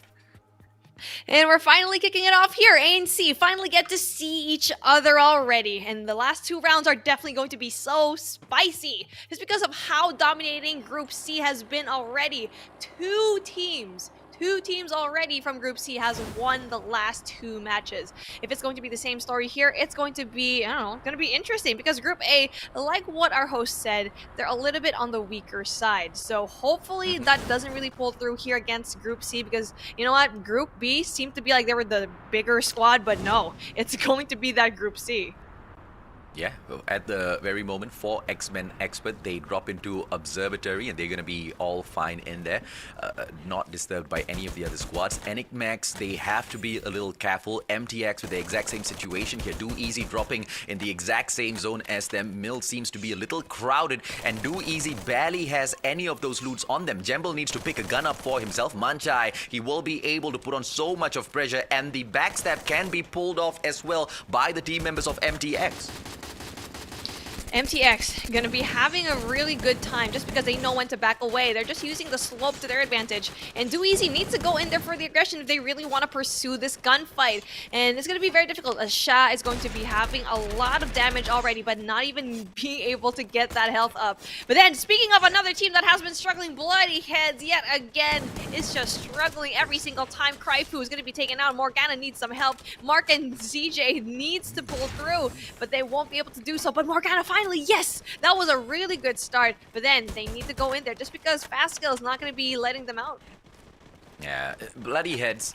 Can someone give them an infraction or something so they start stepping up? These guys have got so much of problem. You know, when we were in the season 1 of the MCP majors, there was one team that just kept throwing off all of the big squads whenever they shared a drop zone with them, right? And that was bloody heads. They were such a game changer, but only towards the ending of that competition. Now, hopefully, they will be able to find a little bit of that stride. I mean, over at the FFPO, they didn't do too shabbily now, did they? They got the 3rd spot out of all 18 in there. I mean, if you could do that, I'm very sure you will be able to pull off better plays at the MCP Major Season 2. Bayet's getting taken down. MTX will be able to run away to safety for the time being, but they have to be careful. Bermuda's way open, and Do Easy might be able to turn around and punish them.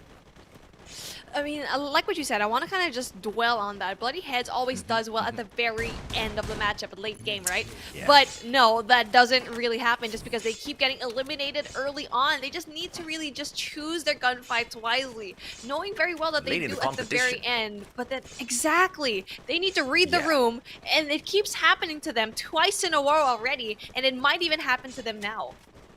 Yeah, it's Team Fastkill, and if anything, Team Fastkill's good at eliminating teams early on in the match. Going by the consistency, they've lost the previous one, so they should be doing quite all right because they've checked themselves. Yeah, and checking themselves is going to be very important, but then Metrics is going to be another team that needs to check around their corners, and they weren't even able to go in for a lot of those kills. I feel like they were just going around, and that was a really good passive play, but the team that really wanted to get those kills definitely was Metrics, but it was just too much for them. They weren't able to go in for the assault, but then it's going to be really good for them just because it's going to be XPR, again, for a really, really good passive play. Yeah, Z Squad now dropping in. Let's see what they'll be able to pull off against Argon MY right in front of them. Pyro is going to be stepping up, and it's a CQC. The time turn is being pulled out. Time 64 steps right into trouble. Blade gets dropped as well. Lavis as well as Monarch. Can they respond? Monarch, what a play! Gets a double for himself. Spark as well as me out of the game. Argon MY have been eliminated. Argon yet again going down so early, and they're already at the bottom of the pack. They just can't seem to catch up to everyone else in this team. Yes, you know what, in this tournament, it is going to be the best of the best, but you are here for a reason. Argon just absolutely is having a very hard time, and I don't blame them. Everyone else in this competition is just so talented already. Zeth is going to be having those big kills, so that's a really great start for them.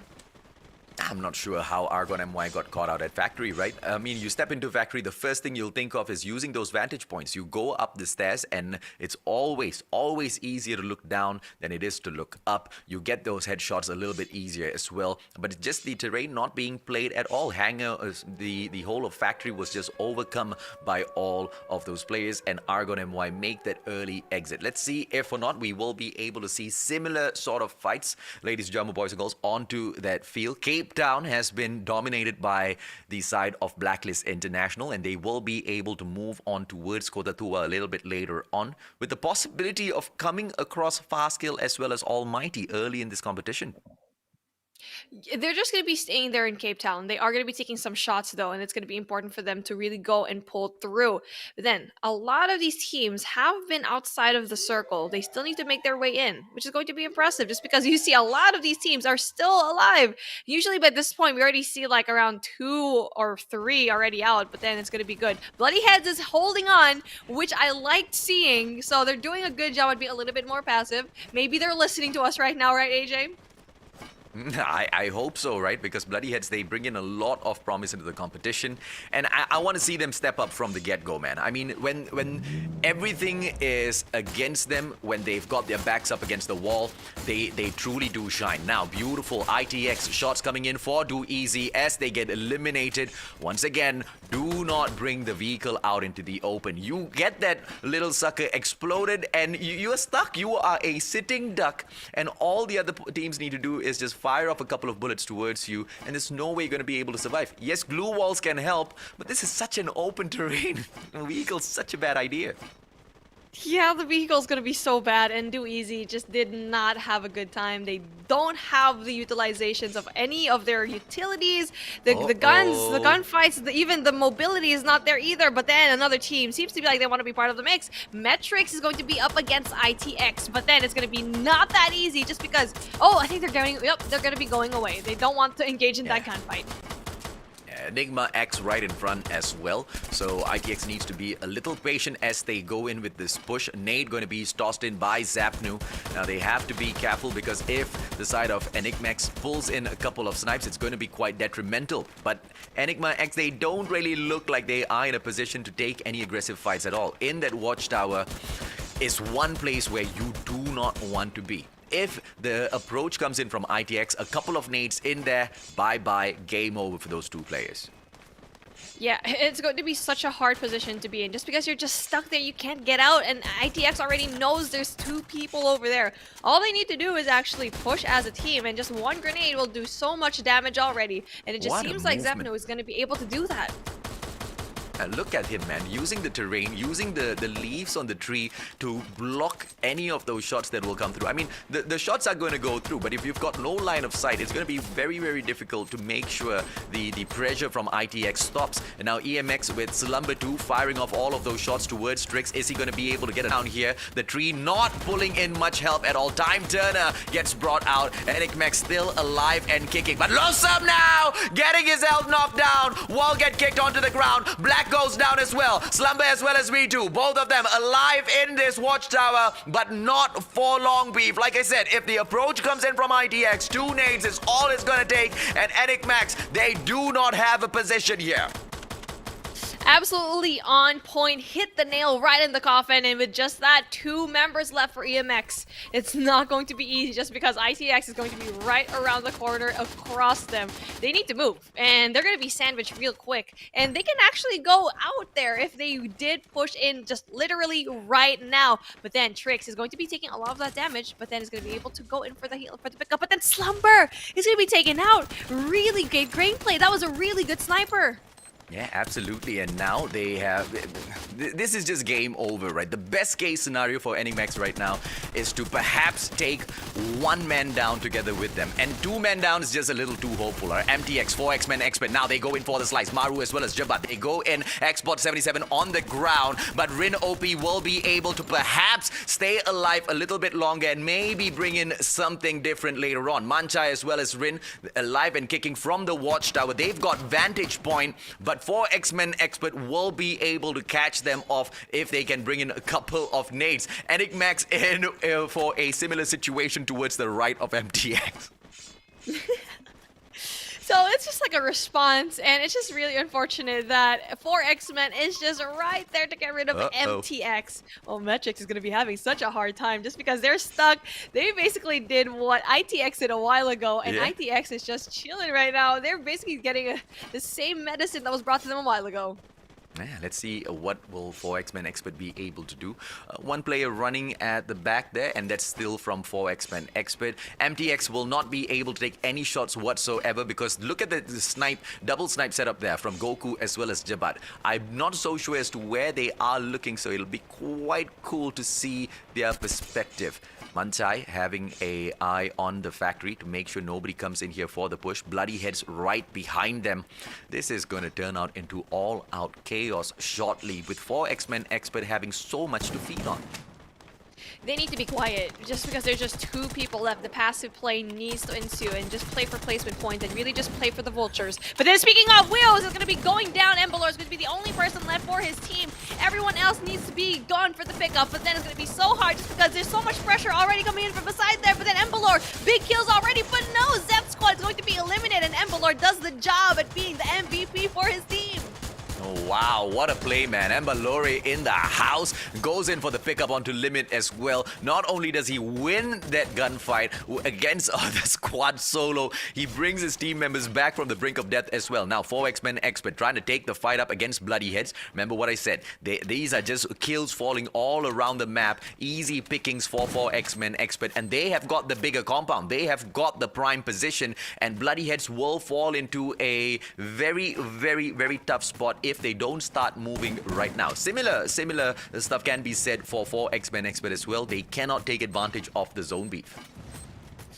Yeah, they're just chilling over there. They know that there's going to be teams that are going to be no, but then Batman and She-Ra is going to be going down. Phoenix is going to be going in with that God nade. They just know when to throw that grenade so well, getting 3 kills already. Blacklist International is going to be looking so prime. Oh, almighty snuffed out. They do not look mighty at all in front of Blacklist International. Phoenix with the 3 kills so far. Cobra in with 1. They go in for the push, but for the time being, they just need to stay put. Danger zone out there. And no other teams are in or around them, so they can perhaps just take a chill pill for a bit. All of the action is going to be focused in and around Team Fastkill as well as Bloody Heads. That was so impressive to see. I mean, we already know that Blacklist International is going to be that good, and the grenade play is just absolutely chef's kiss. But you know, I want to talk about what happened a while ago to Wills. Embalor did everything all by himself, and I already said it in the beginning that Embalor is going to be that one guy to pull through and to really clutch everything up. I've seen it before, especially in those final moments where you need to go in for that clutch. He can definitely perform.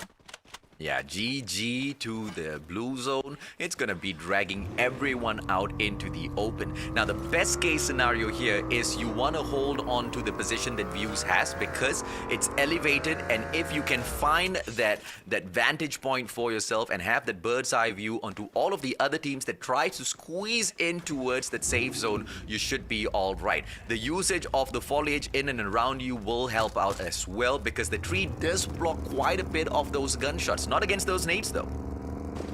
I feel like having the cover that you need, especially in an open circle like this, is to have a car. Is to just have a vehicle to be beside you. You need to explode it though, but then that's going to be a really good source of cover if it does worse comes to worse. So Wills is going to be having a good time. They're already in the circle pretty earlier on, so that's going to be a really good sign. Just because that positioning is going to be absolutely key. When everyone else is going to be rushing inside, they are going to be situated right in front of them, but then Yoon is going to be taking some shots. It's going to be so important for them to go and kill him.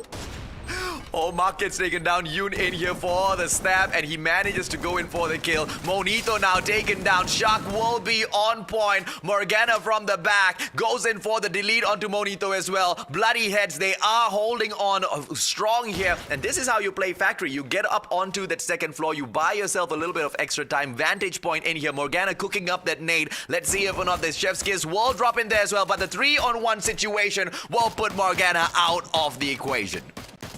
It's the numbers advantage, and sadly Morgana just couldn't pull through all by himself. And Morgana's usually the one that can clutch it up, but then sadly not in this case. One person is going to be left for Bloody Heads, and I feel like they just need to run for the hills, quite literally, just because the circle is going to be closing in on them. Uh-oh.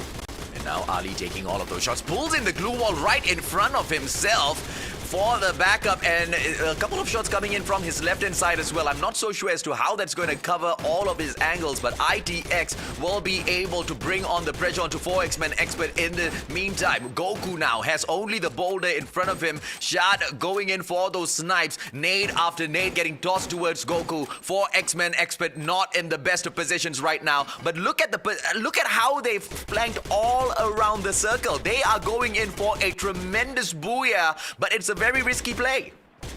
Phoenix yet again. Look at the minimap and look at the kill feed. It's all Phoenix with the grenades. This guy is so formidable with this grenade, just getting so many kills already. Now that is going to be so scary, but it's going to be good for them just because it's going to be a very open map, a very open space, and you can see that they're going to be situated right on top. Now that is going to be a vantage point that they can really use to get rid of every single one that's trying to come up on the hill.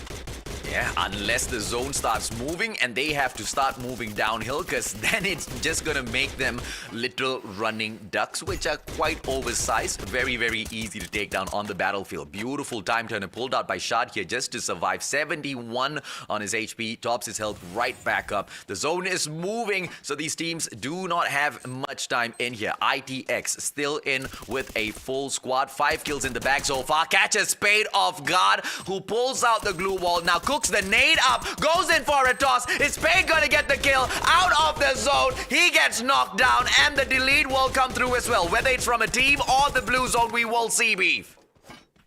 No, that's gonna be so hard. We see Enigmax is already going to be eliminated. 5 teams left here. ITX looking so strong, but then they need to find their foundation. They need to position themselves well to be able to fight off Blacklist. And Blacklist is just chilling right on top of the hill. And this is going to be quite literally that fight climbing on top. And I feel like Blacklist International, they are set up to be king of the hill.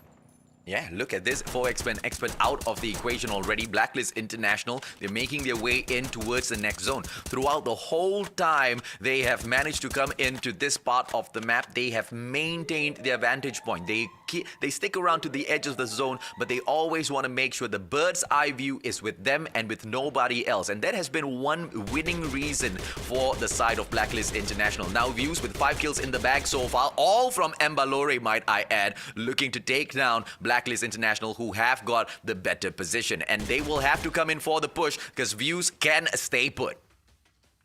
It's going to be a 3-team battle. It's going to be ITX, Wills, and Blacklist International. Still, full squads for ITX and also for the side of Blacklist, and Wills just needs to chill out and let them do their thing. And that's what's happening. They're letting both of these teams just battle it out, and they're going to be going in for the scraps.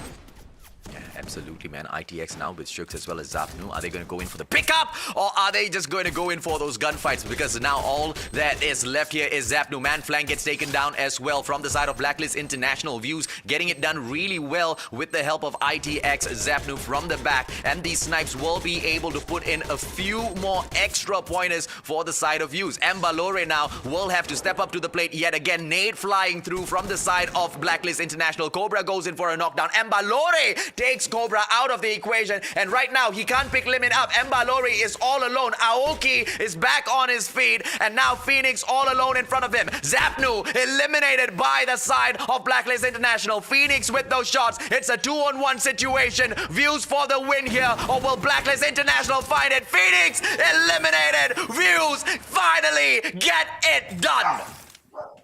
Wills was absolutely crazy, and we called it in the very beginning. The way they actually positioned themselves so early on already was so good, and Mbalore with the MVP absolutely deserved it.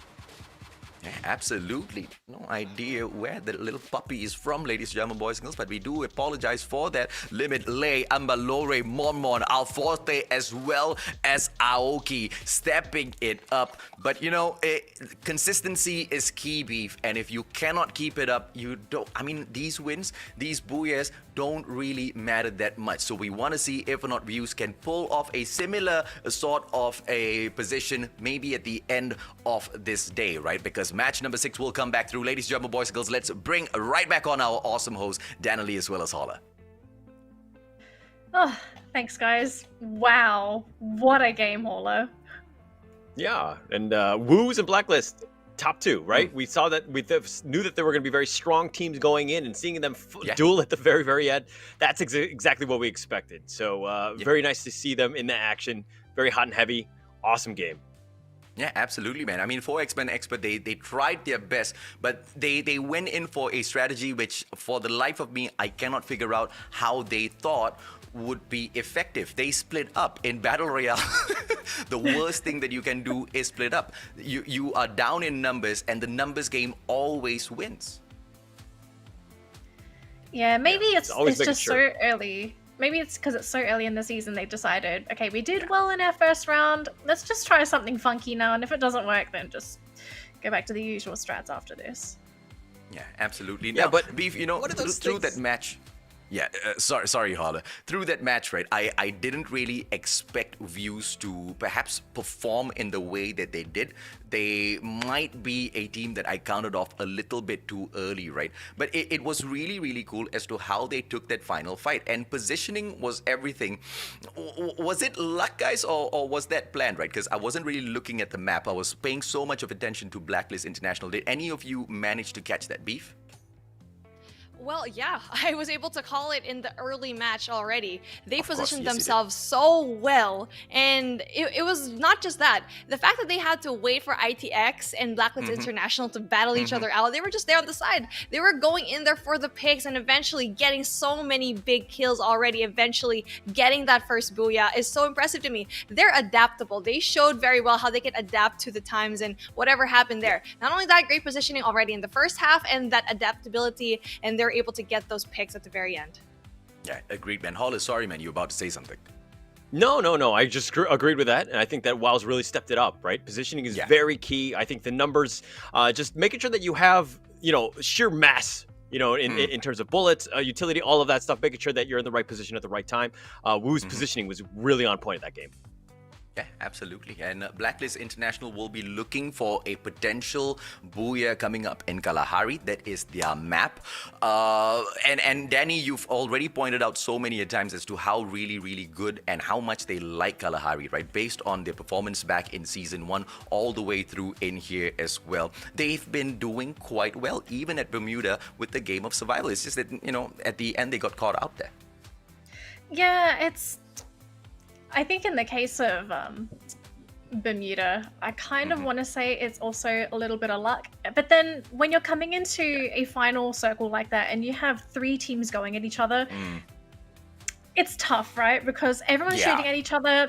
If 2 teams are focusing 1 team down, sure, then it's much easier because you get that 1 versus 1 team situation, but that wasn't quite the case. Highlights are actually ready, so we'll jump into that very quickly.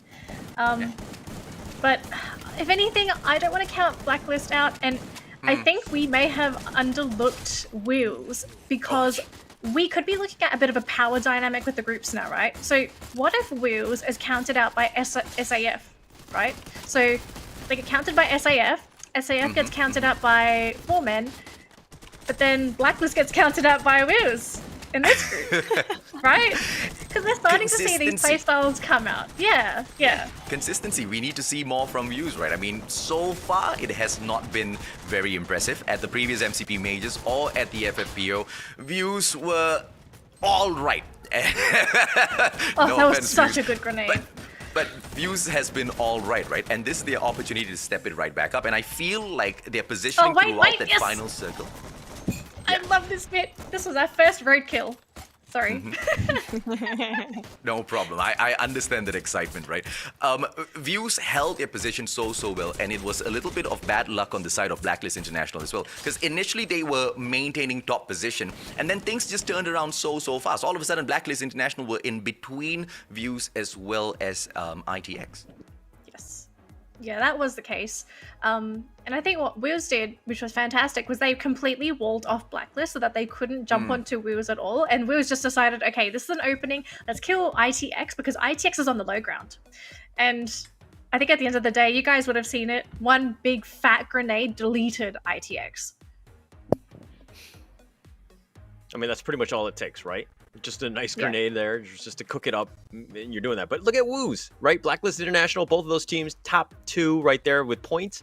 Booyah, Woos got it, but Blacklist, man, really turned it up.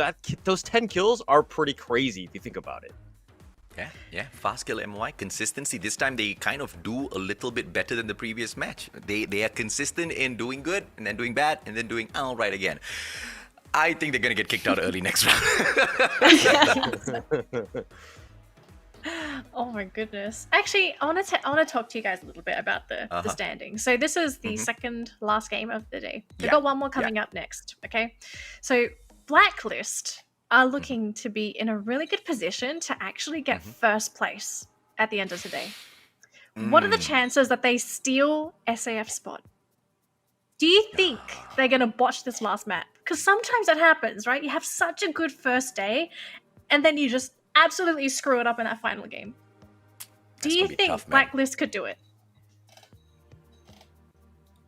I mean, it's Kalahari, guys. I'll take this one. Yeah, it's Kalahari at the end of the day. Blacklist International has shown us time and time again, even if they cannot get the booyah, they always position themselves really well, and the placement points are always in the bag. Final zone, a couple of extra kills, unless the luck on Blacklist International is just so bad, and they get into a gunfight early on with a big squad like 4X-Men Expert, and then they get third-partied out of that situation.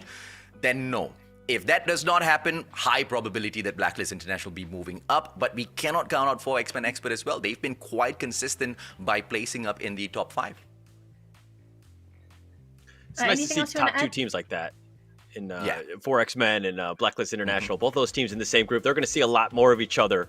But just going into those games, I think that you're going to see, like, I'm very impressed by Blacklist, right? We knew that they were going to be strong going in, and they just stepped up, and it's been nothing but the best for them. So I hope that they end up pulling it out, because I think they've earned it.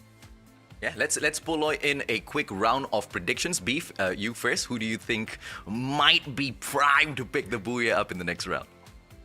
Okay, I don't want to be predictable and mention the name of the, everyone's heads. You're basically thinking about that one team, right? But I really want 4X-Men to win this. Kalahari is going to be such a difficult map, and we already know that Blacklist International is good all across the board with whatever map that they're going to be going through. I want that competition for them. So 4X-Men seem to be like they are the competition to beat. Perfect. Danny, your call? I mean, I've been on the Blacklist train. I mean, should I change at the station? I don't know. It's absolutely up to you. I mean, you can continue betting on them because they are definitely worth betting on. Actually, I do have two teams. As much as I have my faith in Blacklist in this next matchup, I feel that after seeing how Wills did on Bermuda, I think they also have a really good chance at getting the next Booyah. So I'm gonna put it into two. I think Blacklist will be my number one option. Wills is number two. That's a really, a strong support that Views is getting in here just after one performance. Holler, how about you, man? I mean, look, 4X-Men, you said it, Woos, Blacklist, you guys all said that. So I don't want to be predictable and just go on with those trains. I'm going to go with Tactical Intex. I want to be somewhat different. I love the underdog story, and I think that this team is still pretty good. There's a lot of untapped potential, and we've seen part of it, so I'm going to go with them for this one. Yeah, absolutely, man. I mean, ITX has been quite impressive, quite similar to Metrics as well. Let's take a look and see exactly what breaks down in this final matchup. Danny as well as Holler, thank you so much. We'll catch up with you guys in a bit. This is the final match of the day, Beef. Kalahari between Group A as well as C. Let's see exactly who manages to pick the Booyah up. Let's see who's finally going to be getting that final Booyah in Calamari. And yes, it's going to be as good and as tasty as the squid rings itself. I'm so sorry, but I'm so hungry already. I was drinking water, man. Dude, I was actually going to say, thank you for reminding me about calamari, by the way. Because when Holler said calamari and Danny said that, he's got some weird friends, I was thinking I can be one of those weird friends. Because the first time I started casting for Free Fire, I had to actively tell myself, do not ever say calamari on stream or you will face a pure embarrassment for the rest of your life. I am not kidding, because when I was trying to practice to shoutcast these matches, I just kept saying calamari again and again and again, Beef. You're welcome, and you're probably going to keep doing that now, so sorry about that, not sorry. But anyway, let's take a look at the action that's already been happening. 48 people still left here, still 12 teams, which is not going to be surprising, but who is going to be dropping into Refinery is what I'm looking at, and it just seems to be like no one actually wants to do that except for this one team, and it's going to be so hard, because DE, they've been doing a little bit so-so. Do Easy definitely has been doing not good, but they need to win their gunfights. Uh-oh. This is what I'm talking about. The consistency. Views dropping a man so early on, and they are already at a handicap, ladies and gentlemen, boys and girls. One of the first players to lose their lives are from the team that picked the Booyah up in the previous matchup. Do Easy, perhaps facing a similar situation, with Shah just exposing himself onto the platform here. Let's see if or not ITX will be able to get this fight, even though they don't really have the vantage point on them. Yeah, and I want to touch up on what you said with Wills. It's like the consistency is key. They don't do well in Kalahari. Like, basing from their past games in the past tournaments, they don't have good statistics there. Like, out of every single map that they play, it's always Kalahari that's going to be the lowest. They only have 3.75 average kills in this map. So we've already seen it. They don't know how to play Kalahari. So that gives a way to so many more teams that can do well here. And that will definitely be, obviously, Blacklist International and also 4X-Men experts. So I'm really interested to see how they're going to be able to actually counter these two strong teams, but it is going to be still a little bit early into the game, and ITX seems to be like they're on fire. Yeah, it's okay to have, maps where you are extra good at, but it's never okay to have maps where you consistently fail to meet the mark, right? And when that keeps happening to you, if you're a pro squad, you need to go back to the drawing board and you need to figure out exactly what's going on here. Now, Views with the opportunity to perhaps impress us, to shut us up, to take down Blacklist International and prove that even though they are one man down, they should still be able to hold their own. MTX Manchai now with the shots towards Prioro will be able to perhaps take him down with a well-placed nade. Cooks it up in his hands first, goes in for the toss, but it was quite badly placed. Shafiq should be able to close in this gap now. Glue walls will be needed, and the nade is cooked up in the back. Manchai goes in for the approach, but it's all sealed up for the side of Puro. Manchai finally comes in for the approach, pulls out the time turner, gets the knockdown, but overextends himself for Sparks to knock him down. Trade after trade, and that was such a bad push. They should have just thrown a nade, and MTX is going to be paying for that. But Manchai is going to be going in for the pickup. But then I feel like that duo that we saw a while ago, Shafiq and Manchai, should have just thrown double grenades on Manchai again, going down. Why would you run and shoot him when you can play with your nades, right? I mean, he already trapped himself in that glue wall. It was the perfect opportunities to get those perfect nade kills, right? And now it's going to be Sparks going in for those shots. Shafiq, Manchai as well. Xbot S77 is taking the backstab, and he might just be able to pull this off. Views, on the other hand, suffering quite the heavy defeat in the hands of Blacklist International, and they might just be the first team to get eliminated here. Ooh, Blacklist International seems to be like they're going to be such an amazing team. Really going in for the strong start. But then, MTX needs to figure out how they're actually going to be able to get away from this gunfight. It's not going to be easy. And Argon, they've been not doing so well. They're going to be at the bottom of the pack, but that doesn't really matter. That added pressure into MTX, that was so impressive. And now they're going to be going away. That's very impressive. But then I feel like they have the upper hand of actually engaging in this fight. So I'm not quite sure if that's the best thing to do. They just really want to play it safe. But sometimes being too safe is not going to be good for you. Absolutely. I mean, Zeth Blade kind of found that out in the very, very hard way. He was playing it safe, but he played it safe at the edge of this platform, fell to his death and got the side. Who's the one going up against them? Not so sure exactly who. I managed to catch the name and totally forgot exactly which squad put in the final bullet. They took it that advantage and punished Blade for his fall, right? They go in straight back-to-back for those delete. It's going to be 5:20 on the timer now, ladies and gentlemen, boys and girls. A lot of slow action in here. But the same is not going to be when we reach that third or fourth zone beef.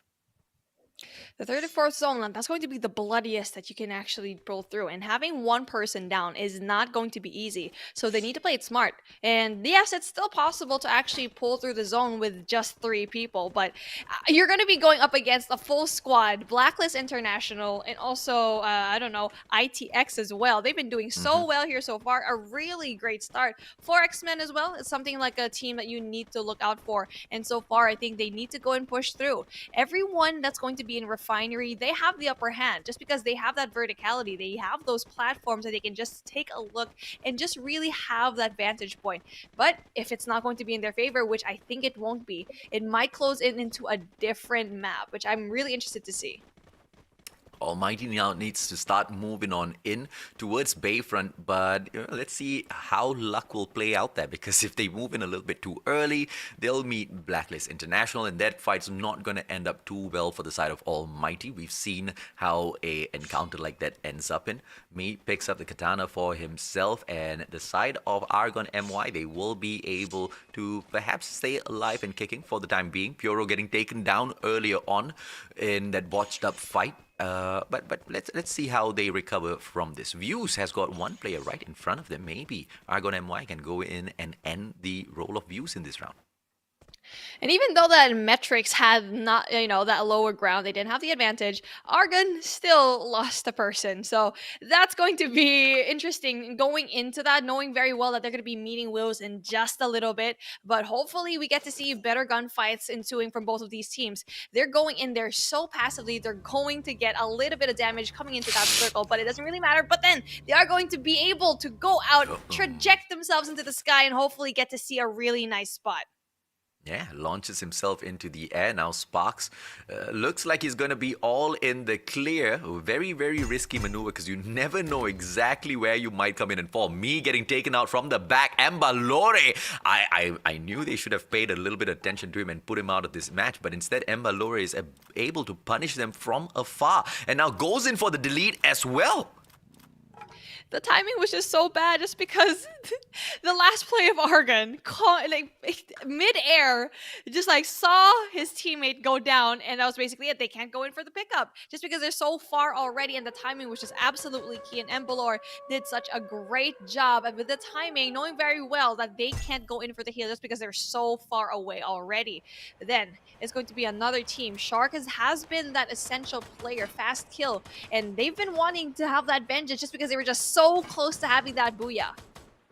Too easy now, getting stuck in a fight with Blacklist International. They've got the vantage point, and Blacklist International will be able to take advantage of this fight if the blue zone comes in for a little bit of pressure as well, because Do Easy technically doesn't need to give up any of the space that they have. Blacklist International trying to get up as well so that they can have equal footing, equal grounds to take a couple of these shots. Let's see exactly how they are able to pull that off. Blacklist International is going to be a little bit more passive. Wow. They're going to be going to the outskirts right now. I know, that was actually a really good call. Just because they know the upper hand is going to be in the side of Do Easy. So they're going to back away. They're going to be going to another spot where they can maybe get more kills apart from Do Easy. They're basically just saying, you know what? We're not going to take on this fight, but we'll see you later on. Yeah, it's going to be a good move coming in from Blacklist International, and they will be able to survive in most probably play that final zone, right? Once again, Kalahari, usually the playground of Blacklist International. They know exactly how to move to get into the next zone and make sure they stay safe. As long as you've got the vantage point, as long as you've got that vertical advantage over any and all of the other squads, you should be in the clear. Almighty, not having the best of days in the MCP majors, are they? Yeah, indeed. They're having a terrible time. And usually Kalahari is actually very impressive for them. They once had one booyah here with 12 kills already. So they just need to pull up. And it's going to be hard just because you are going up against such talented teams already that know this map at the back of their hands so well. And you want Bloody Heads. I'm surprised that they're actually doing okay. They're not doing anything. All 12 teams are actually still alive. So this is a very slow game. Don't curse my team, man. Come on, Bloody Heads. Y'all can step it up. Sitting down in the 17th position so far, my boys are crying. Morgana in for the backup, but I don't think this is going to fare well because they take the fight up against 4X-Men Expert. And 4X-Men Expert, along with Bloody Heads, neither side is going to be pressured by the zone. So it's all about those vantage points. Spade will be able to take a couple of pot shots against Morgana as well as Cryfu. Look at that. Look at Manflank going here for the pressure as well. Blacklist International, they've managed to get that vantage point and keep it up against Do Easy. They've turned things around with those IQ plays beef. What did Do Easy just do? Why do you do that, Do Easy? Why? You have the upper hand of being into, having that verticality, and then you just wanted to go below. There's a reason why this team is probably, not having a good time here, just because they're having very questionable plays, and Cobra is going to be overextending himself, getting that kill, getting probably another one, and this is the confidence I'd like to see. Blacklist International already knows that, okay, we can rush into here, we can get a lot of these loots, and just give up the position that we have, just even bring one person down to just finish the job. We were just saying Almighty's having a crappy day. They are out there kicking 4X-Men Experts' butts. Can we take a quick look at that matchup? Because Do Easy's just done for, man. Blacklist International is not going to fall here. I'm curious to see exactly what's happening to 4X-Men Expert. Yeah, they're having like a very hard time. Bloody Heads might be able to actually take advantage of that because they were at the crosshair. They were in between. And it's just so sad for 4X-Men that they were in between Almighty and Bloody Heads. So it was basically third-party action, but it's not going to be easy for them to really pull through. Still, 12 teams left. This is a very slow game. And there are going to be a lot of teams that only have like 1 or 2 members left. So I really want to see which teams there are. This is the final one in here for Fast Kill MY to pick up a couple of extra points for themselves. They currently sit in the 8th position. If they can maybe pick a booyah up with around 8 to 10 kills for themselves, they can bump up right into maybe the top 5, potentially. I mean, it's always been available for them, but consistency has been a huge problem for this card. Yoon will be able to go in for the knock onto Zapnu, goes in for the delete right after as well. Fast kill looking for those kills. Wait, did they do well or did they die earlier? Oh, fast kill? Right now, they're doing so well. I mean, No, earlier. Though. Oh, earlier. Yeah, I wasn't able to actually see. We mostly had our eyes set. Fourth spot. Oh, in the 4th spot, yeah. Yeah, They did well earlier on, yes. But Oh, Lord. it just seems to be like Someone protected Kalahari them. is going to be... Oh, look! 4 X-Men! What? That was a final nade by Batman. Production, I wanted to see that fight. Why didn't I not see the 4X-Men expert dying, man? What is going on? Team Fastkill still going in for the push onto ITX. Trix is going to be in trouble. Yoon will be able to get the vantage point advantage here. And it just looks like as the zone continues to close in 10 teams alive, Argon MY makes their exit. And now this is Fastkill all for the feed. They have got so many teams around them for the picking beef. And it's going to be very hard because just like that, they need to worry about left, right, and also maybe even above. And it's going to be a tricky spot, even though they are going to be in that upper hand because they have the high ground. It's still going to be very hard just because everyone else knows that you're up there. And Almighty, they've been doing such a great job getting rid of probably one of the best teams that we have already. It just seems like their fall from grace is going to be eliminated. What? Will's already with the elimination. Now, this is just so surprising for me for the teams that are going down so earlier on. Oh, man flank now getting taken out. FSK, Ali on point, and now Z Squad eliminated from this competition as well. Earlier when we had a peek, it was Team Fastkill with the best opportunity of all. And dude, they got the 4th position earlier. Hopefully, fingers crossed, that was their bad performance and they managed to pull in the booyah this time around. Jay-Z with yet another Kobe nade flying through the air, goes in for a delete. Almighty is on a different sort of fire in this final round. I'm not surprised that they're doing so well just because I know they can win Kalahari because they've done so before in such a dominating fashion. And this little egg that we have for a final circle looks to be like it's about to go and crack and have a little chicklet. And hopefully we get to have a booyah. Tactical Index is going to be eliminated. 6 squads here left in the mix. Oh, bloody heads. Manchai goes in for that push, but ZJ slices him down with a backup from Mark as well. And now Bot 77 together with Shafiq will be sneaking behind those glue walls, making sure they don't get taken down early. Blacklist International with the movement right behind as well. ZJ a little bit too overexcited. Morgana, the final player in here. Is she going to go in for the pickup or will Mark be saved? Mark does not get saved. Blacklist International goes down. This is just all out chaos in here. Morgana eliminated. Bloody heads make their exit as well. MTX now. Can AMT continue this absolute crazy rampage? Yes, they do go in for the slice onto Klags and 7 and Shafiq right in front. Shira should be able to take this fight 2-on-1. Shira gets taken down. Very bad onto the flex from that corner. But, well, the numbers game will always win those fights, beef.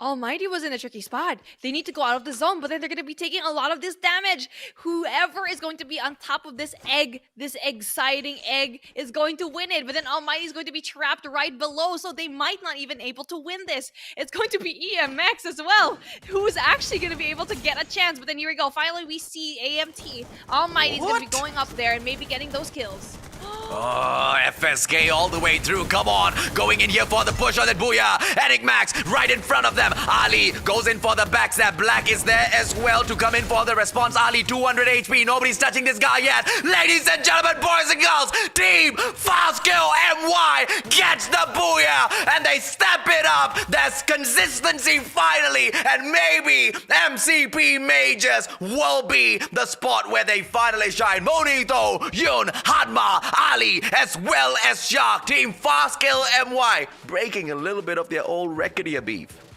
Yeah.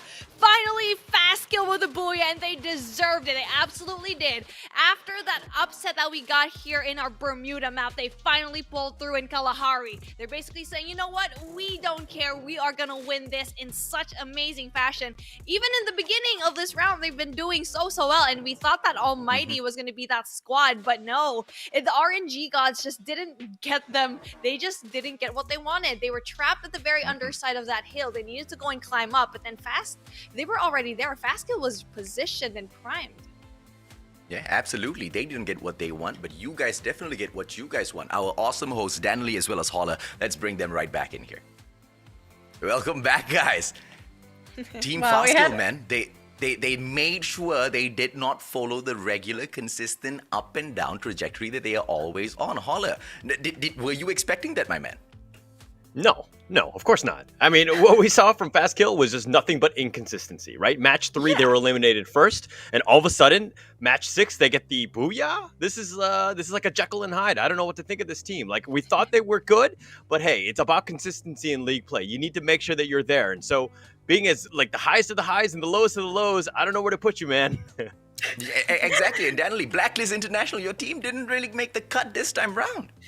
No, they didn't. And I feel like a lot of it came down to their positioning because in their previous matches, when Blacklist International take their games, or at least when they place high, it's always when they're in a favorable position. In this case, they were on the low ground with everyone else. It was so easy to pick them off. They had nowhere to hide because remember, Kalahari, it's a desert, it's barren, you've got no cover. So they got taken out. If anything, I feel the worst for Almighty because they had all 4 team members ready to go into that final circle, but it was just too late. They were stuck on the low ground. They had no way to make it up there, and they just melted. They had no chance at all. Like, imagine what we could have seen if the team was able to find a way up onto that high ground.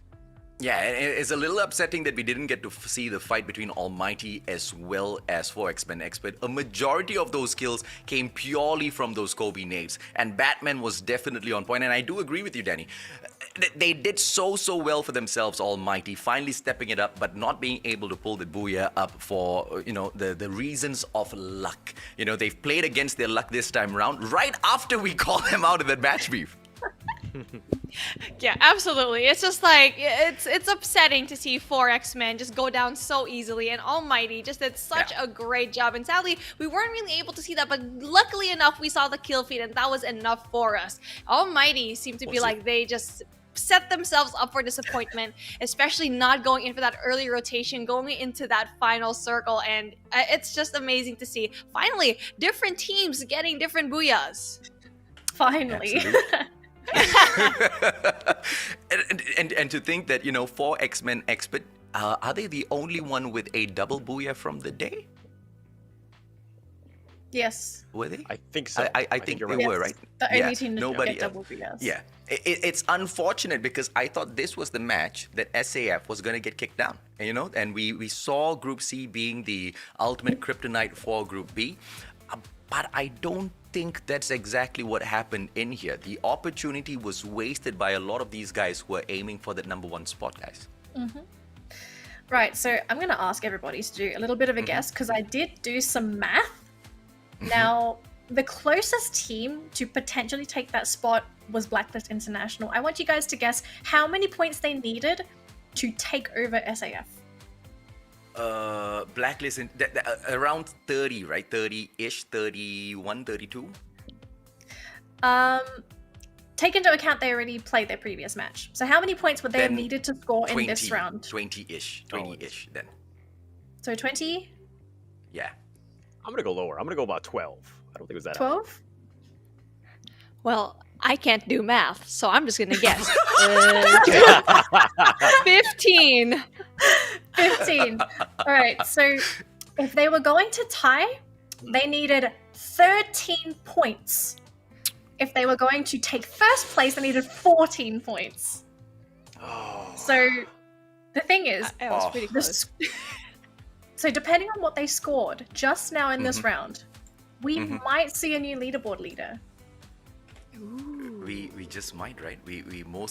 I hope we do, and not to take anything away from SAF, because that's just going to make things a little bit more crazier as we go into day #2, right? We don't want to see one team step up there and dominate the board all the way through. We've kind of had that in the past, and it's not really fun to witness nor shoutcast. Yeah, it's really, I mean, we had it in the past. For anyone that tuned into season 1, if anyone remembers No Escape, that was a crazy journey. Hey, you were there, no, AJ? I was, and which is the main reason why I kind of wrongfully counted out views from the running, and I I'm sorry, viewers, I did not think they would be able to pick the Booyah up on day number 1. But they kind of proved me a little bit right with some of my statements because there was just no consistency. They get the Booyah and out they go early in that round. Yeah.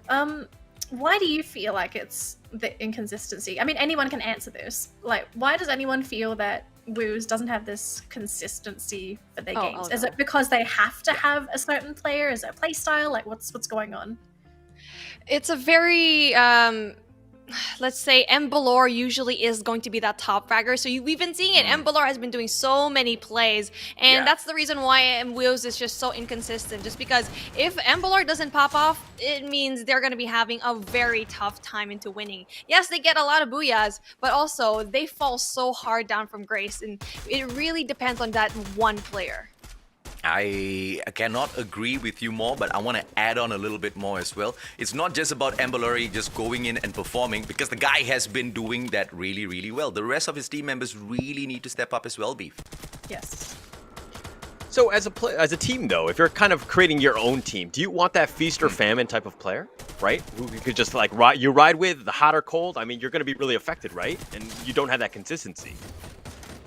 Yeah, and it's all about exactly how they I mean, I think, Holler, you had that on, you hit the nail right on the head at the start of the day. It's all about how you adapt to the different teams, and this is the first time they're going in with this group. So I guess day number 1 is still very much experimentational for most of these squads, right? For example, 4X-Men expert at the Free Fire Malaysian Championship. Whatever we see from them today was not how they started off the competition. They ramped it up later on once they got a little bit more confident, and it's really nice to see them do that early on. But it's going to similarly fall into a phase like that for a lot of these teams. Alright guys, so we do have the round standings here, and Blacks International, they score 11 points. Oh, they just need a little bit more. Just a bit. Yeah. I love how everyone's just speechless. Wow. Yeah. 2 points away, right? Fast kill. Yeah, picking up that number 1 spot. 9 kills in total, 21 points. And that's going to bump them up quite a bit. I don't know if it's enough to grab the top 5 spots, but I think it might just be. But Blacklist International, although they didn't really hit the mark in terms of the 14 points, getting close enough to that number 1 spot should kind of, give them a little bit of peace and satisfaction. What I love seeing here up on the board is the performance from Metrics as well as Almighty. Not only do they get great placement points, but look at the number of kills, guys. 9 and 7. They are stepping it up, but a little unfortunate that that step up is only coming through at the very ending part of the day, literally at the last match. It's I mean, just they day finished 1 strong. though. Yeah, they did. And if we're looking at it, look at last place. 4X-Men, 2 booyahs, but now they're last place. So, inconsistencies abound, so to speak. Yeah. But we're going to have to see. It's still very early in the league, and we have many, many games to go. Yeah, absolutely. Many games Bloody to go, Head. and Sorry, go on, Danny. go on.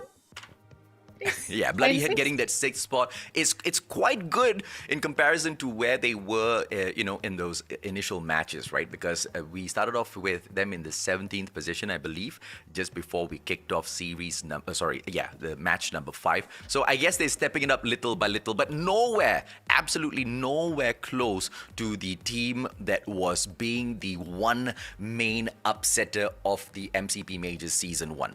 Bloody Heads were gunning for only the big squads. They weren't really great at pulling off those booyahs. They weren't really great in getting to that final zone. Bloody Heads were always excelling at finding someone the moment they drop into the field, and then they go in and they kill a big squad. And then later on they die off, but it's okay. They've already served their purpose. Oh, goodness me. What am I saying? Bloody Heads, right? Hopefully they serve a higher purpose this time round for their own sake instead of helping others out. Oh, interesting statement there, AJ.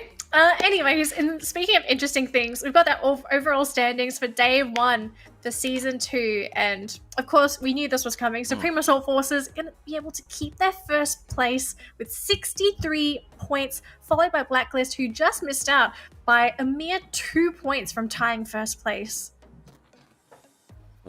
Wow. I mean, are we looking at Fastkill MY just jumping up to the third spot? And I really hope and pray, you guys, take my word for this, if they drop this, man, if they drop this, they're going to get a earful from me, right? They start off so strong in these initial weeks. And Fastkill MY, we need to see consistency out of them. They've proven that consistency can come through within one day itself. Hopefully, we see a little bit more of this later on. PXG Radicals shining in that first match, pulling in the booyah, but after that it was a little lackluster. 51 points in the fourth spot for X-Men Expert. Even though they were quite impressive, all they managed to stack up at the end of the day is that fifth position. Yeah, and I think we got to take a look at some of the teams sitting in the middle of the pack, right? Freedom Rumble, I think a lot of us, we were very, very hyped when we saw how good they were looking in their first two matches. And then the team just, it was like they put all their energy in the first two matches, and then after that they either got crushed or they ran out of energy or something happened, and the team just took a massive nosedive during their second round of matches. Yeah, they pulled a Fastkill beef. Yeah, absolutely. And something that I am really curious to see is that we have even booyahs right now. I like seeing that for every 6 rounds, it's all a different team. And this is why it's so exciting to me, just because I don't know who's going to win. One team can absolutely pop off this day, and another team can absolutely just pop off the next. So it's the best of the best. And this is honestly going to be bad for the rest of the teams that are just watching and waiting for their turn to actually go and play and do well. Absolutely. Hola, So do I'd you like have to ask anything you want everyone. to add? Yeah, just real quick, like, which is the one team that surprised you the most today? Oh, views. Look at them. Look at them sit down at 7th spot right there. So sweet looking with that booyah, but unfortunately just not able to win consistency. They were impressive, man. I mean, in comparison to Season 1, in comparison to the FFPO, they sit in here great, but we need to see more of those plays. I mean, dude, they took out Blacklist International at the final zone. Crazy stuff. What about you, Beef? I actually expected Wills to at least have one booyah just because they're inconsistently consistent. It's like they can be really good one time and then just drop off at the very next. So I guess one surprising factor that for me was SAF didn't get as much wins as I thought they would. It's the Group C, man. It's the kryptonite that we're all talking about. But which makes me more curious for day number 2, because if this pans out just the exact same way, where SAF is able to pick those booyahs up or get to the top 3 in those first 2 matches, and then when they go A versus C, they fail yet again, we can confirm that theory, Beef. Yeah, but of course that's going to end up being us going into day 2, which we only have information for day 1, but going into day 2, I know that's tomorrow, but I have to ask everybody, who do you feel like is going to pick up tomorrow after we have some knowledge of the competition in the groups? That's a tough one. Holla, do you have anything to throw into this one, man? I mean, based on what you guys saw in here, because it will be a little biased from me since I've seen these teams perform from the past MCP majors, and I'm comparing them to all of their past performances. For you, fresh eyes here, Holler, does anyone like grab your attention straight up? For X-Men. I think that this is a team that nobody really expected. They came out of the qualifiers. Nobody really knows what to expect. They're a dark horse team. So this is one of those times where, hey, they're still in the running. They had a great first day. How do they proceed? How do they get better, right? This is a marathon. It's not a sprint. They need to make sure that they're in that. Let's see if their mind is in the game as well. Absolutely. Speaking of sprinting, can you guys sprint on towards your game and key in these codes? Because each and every single person gets to claim 2 of these boxes. And just like Danny has mentioned already, you have a time bar on it. The moment the stream ends, you will no longer be able to claim it. So if you want to get it done right now. Make sure you take a screenshot as well, because that's quite a number. And there's no way I can remember that. No, I'm very sure someone in the chat might help. You know, there's always those people that help copy paste for everybody. Okay, thank you to everyone in the chat that helps everyone out. Be that guy. Make sure you grab that code, guys. Beef, who do you think is going to have a second wind tomorrow? Well, there's so many things to consider here, and I feel like SAF I'm not going to be biased, but I've seen them already. I've seen all of these teams, and they've been probably one of the most consistent teams that have been consistently doing well. Not only do they place high, even though if they don't get a booyah, they get a lot of kills too. So it's for all four maps that they actually played. So it's going to be interesting how they play tomorrow, knowing very well that they have that pressure into being the top and staying there. Is it my turn next? I bet AJ's gonna be like, let's do Danny next. No, we don't have to do Danny if we don't want to do Danny, right? I mean, the performance, all of the action in here has been crazy today. Unexpected stuff from day number 1. I mean, super shocked that there was no consistency from any of the teams in order to pick the booyah up. Technically, 4X-Men Expert were the ones who jumped up to that number 1 spot, but without the booyah, right? They only managed to do that in the second game purely with kills. So I absolutely echo what you said earlier on Holland. Tomorrow, my eyes will be on the boys to see if or not they can get it done once again. And Team Fastkill as well. Consistency is key. Whether or not they will be able to bring that in tomorrow, we all need to see. I rhymed again accidentally. I hit that on the head. All right, I'm going to quickly wrap up my thoughts. I feel like tomorrow is going to be Do Easy's day. They had a really bad day 1, but I think it's a team that picks up. What? Sorry, Do Easy, but you gotta do better than that, alright? They were doing horrible today, Danny.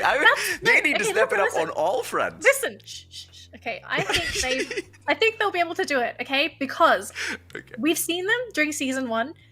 You have to remember this as well, AJ, right? They had a terrible first half of the season, but second half of the season, up there. Fantastic team. They can do it. I feel like Do Easy, we're going to get the same thing tomorrow. They're going to have a horrible day 1, day 2, it's Do Easy's day. All right, so I think... Not like last words in your life, like for the show before we wrap it up. I was going to say, I was like, I'm not prepared for this. I don't know if I can do that. But I do appreciate the fact that, hey, this is, it's just day 1. MCP Season 2 started off with a banger today. I think that we saw a lot of great play throughout. I'm just excited to see the rest of it. We have 11 more days in the league, and that's leading up to the grand final. So I'm happy to be here. I love the fact that, Mustachio, your energy, Beef, Mom, your insights, all of that, and it was a pleasure hosting next to you, Danley. So great stuff here, and looking forward to the rest of the league, which is going to go on from tomorrow at 1 p.m. Same time, same place.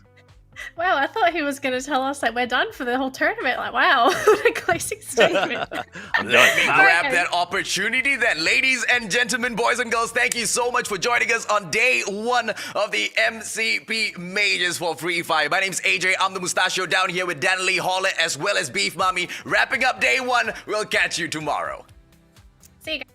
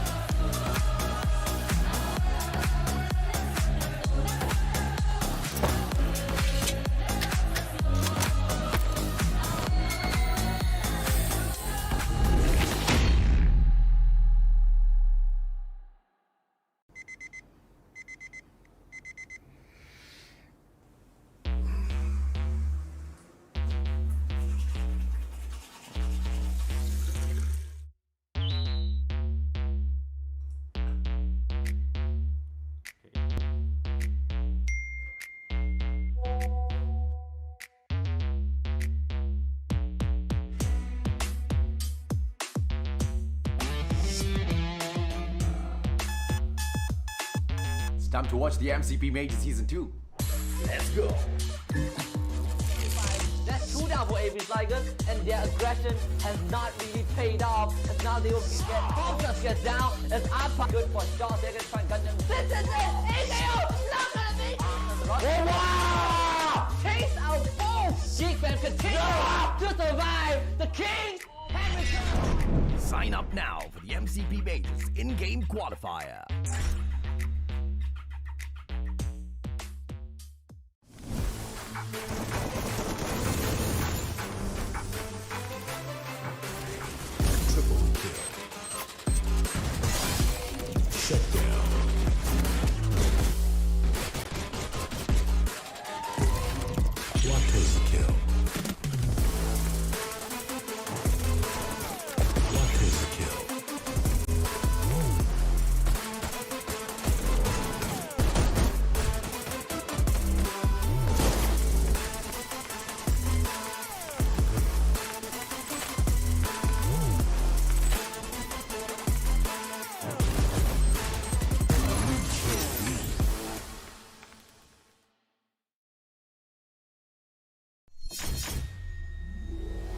Three days to go.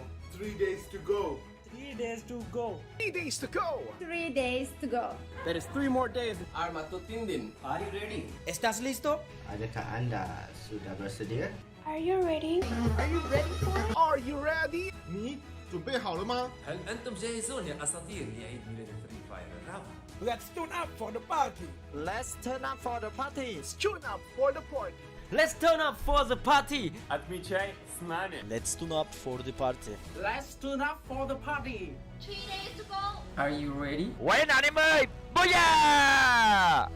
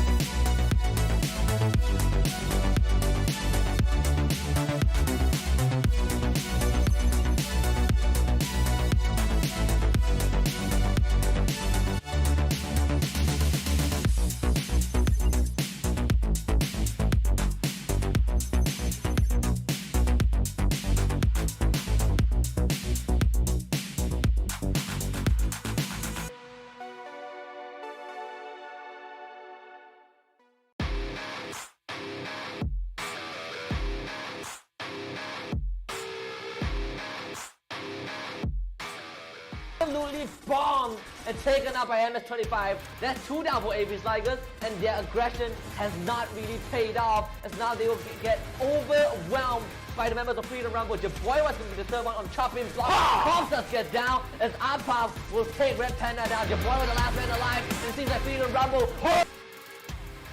will be forfeited for sure. Shaw's trying to help out, but this is going to run into 3 different crosses. Run, my boy. Good for Shaw. They're going to try and gun them down. In fact, they will.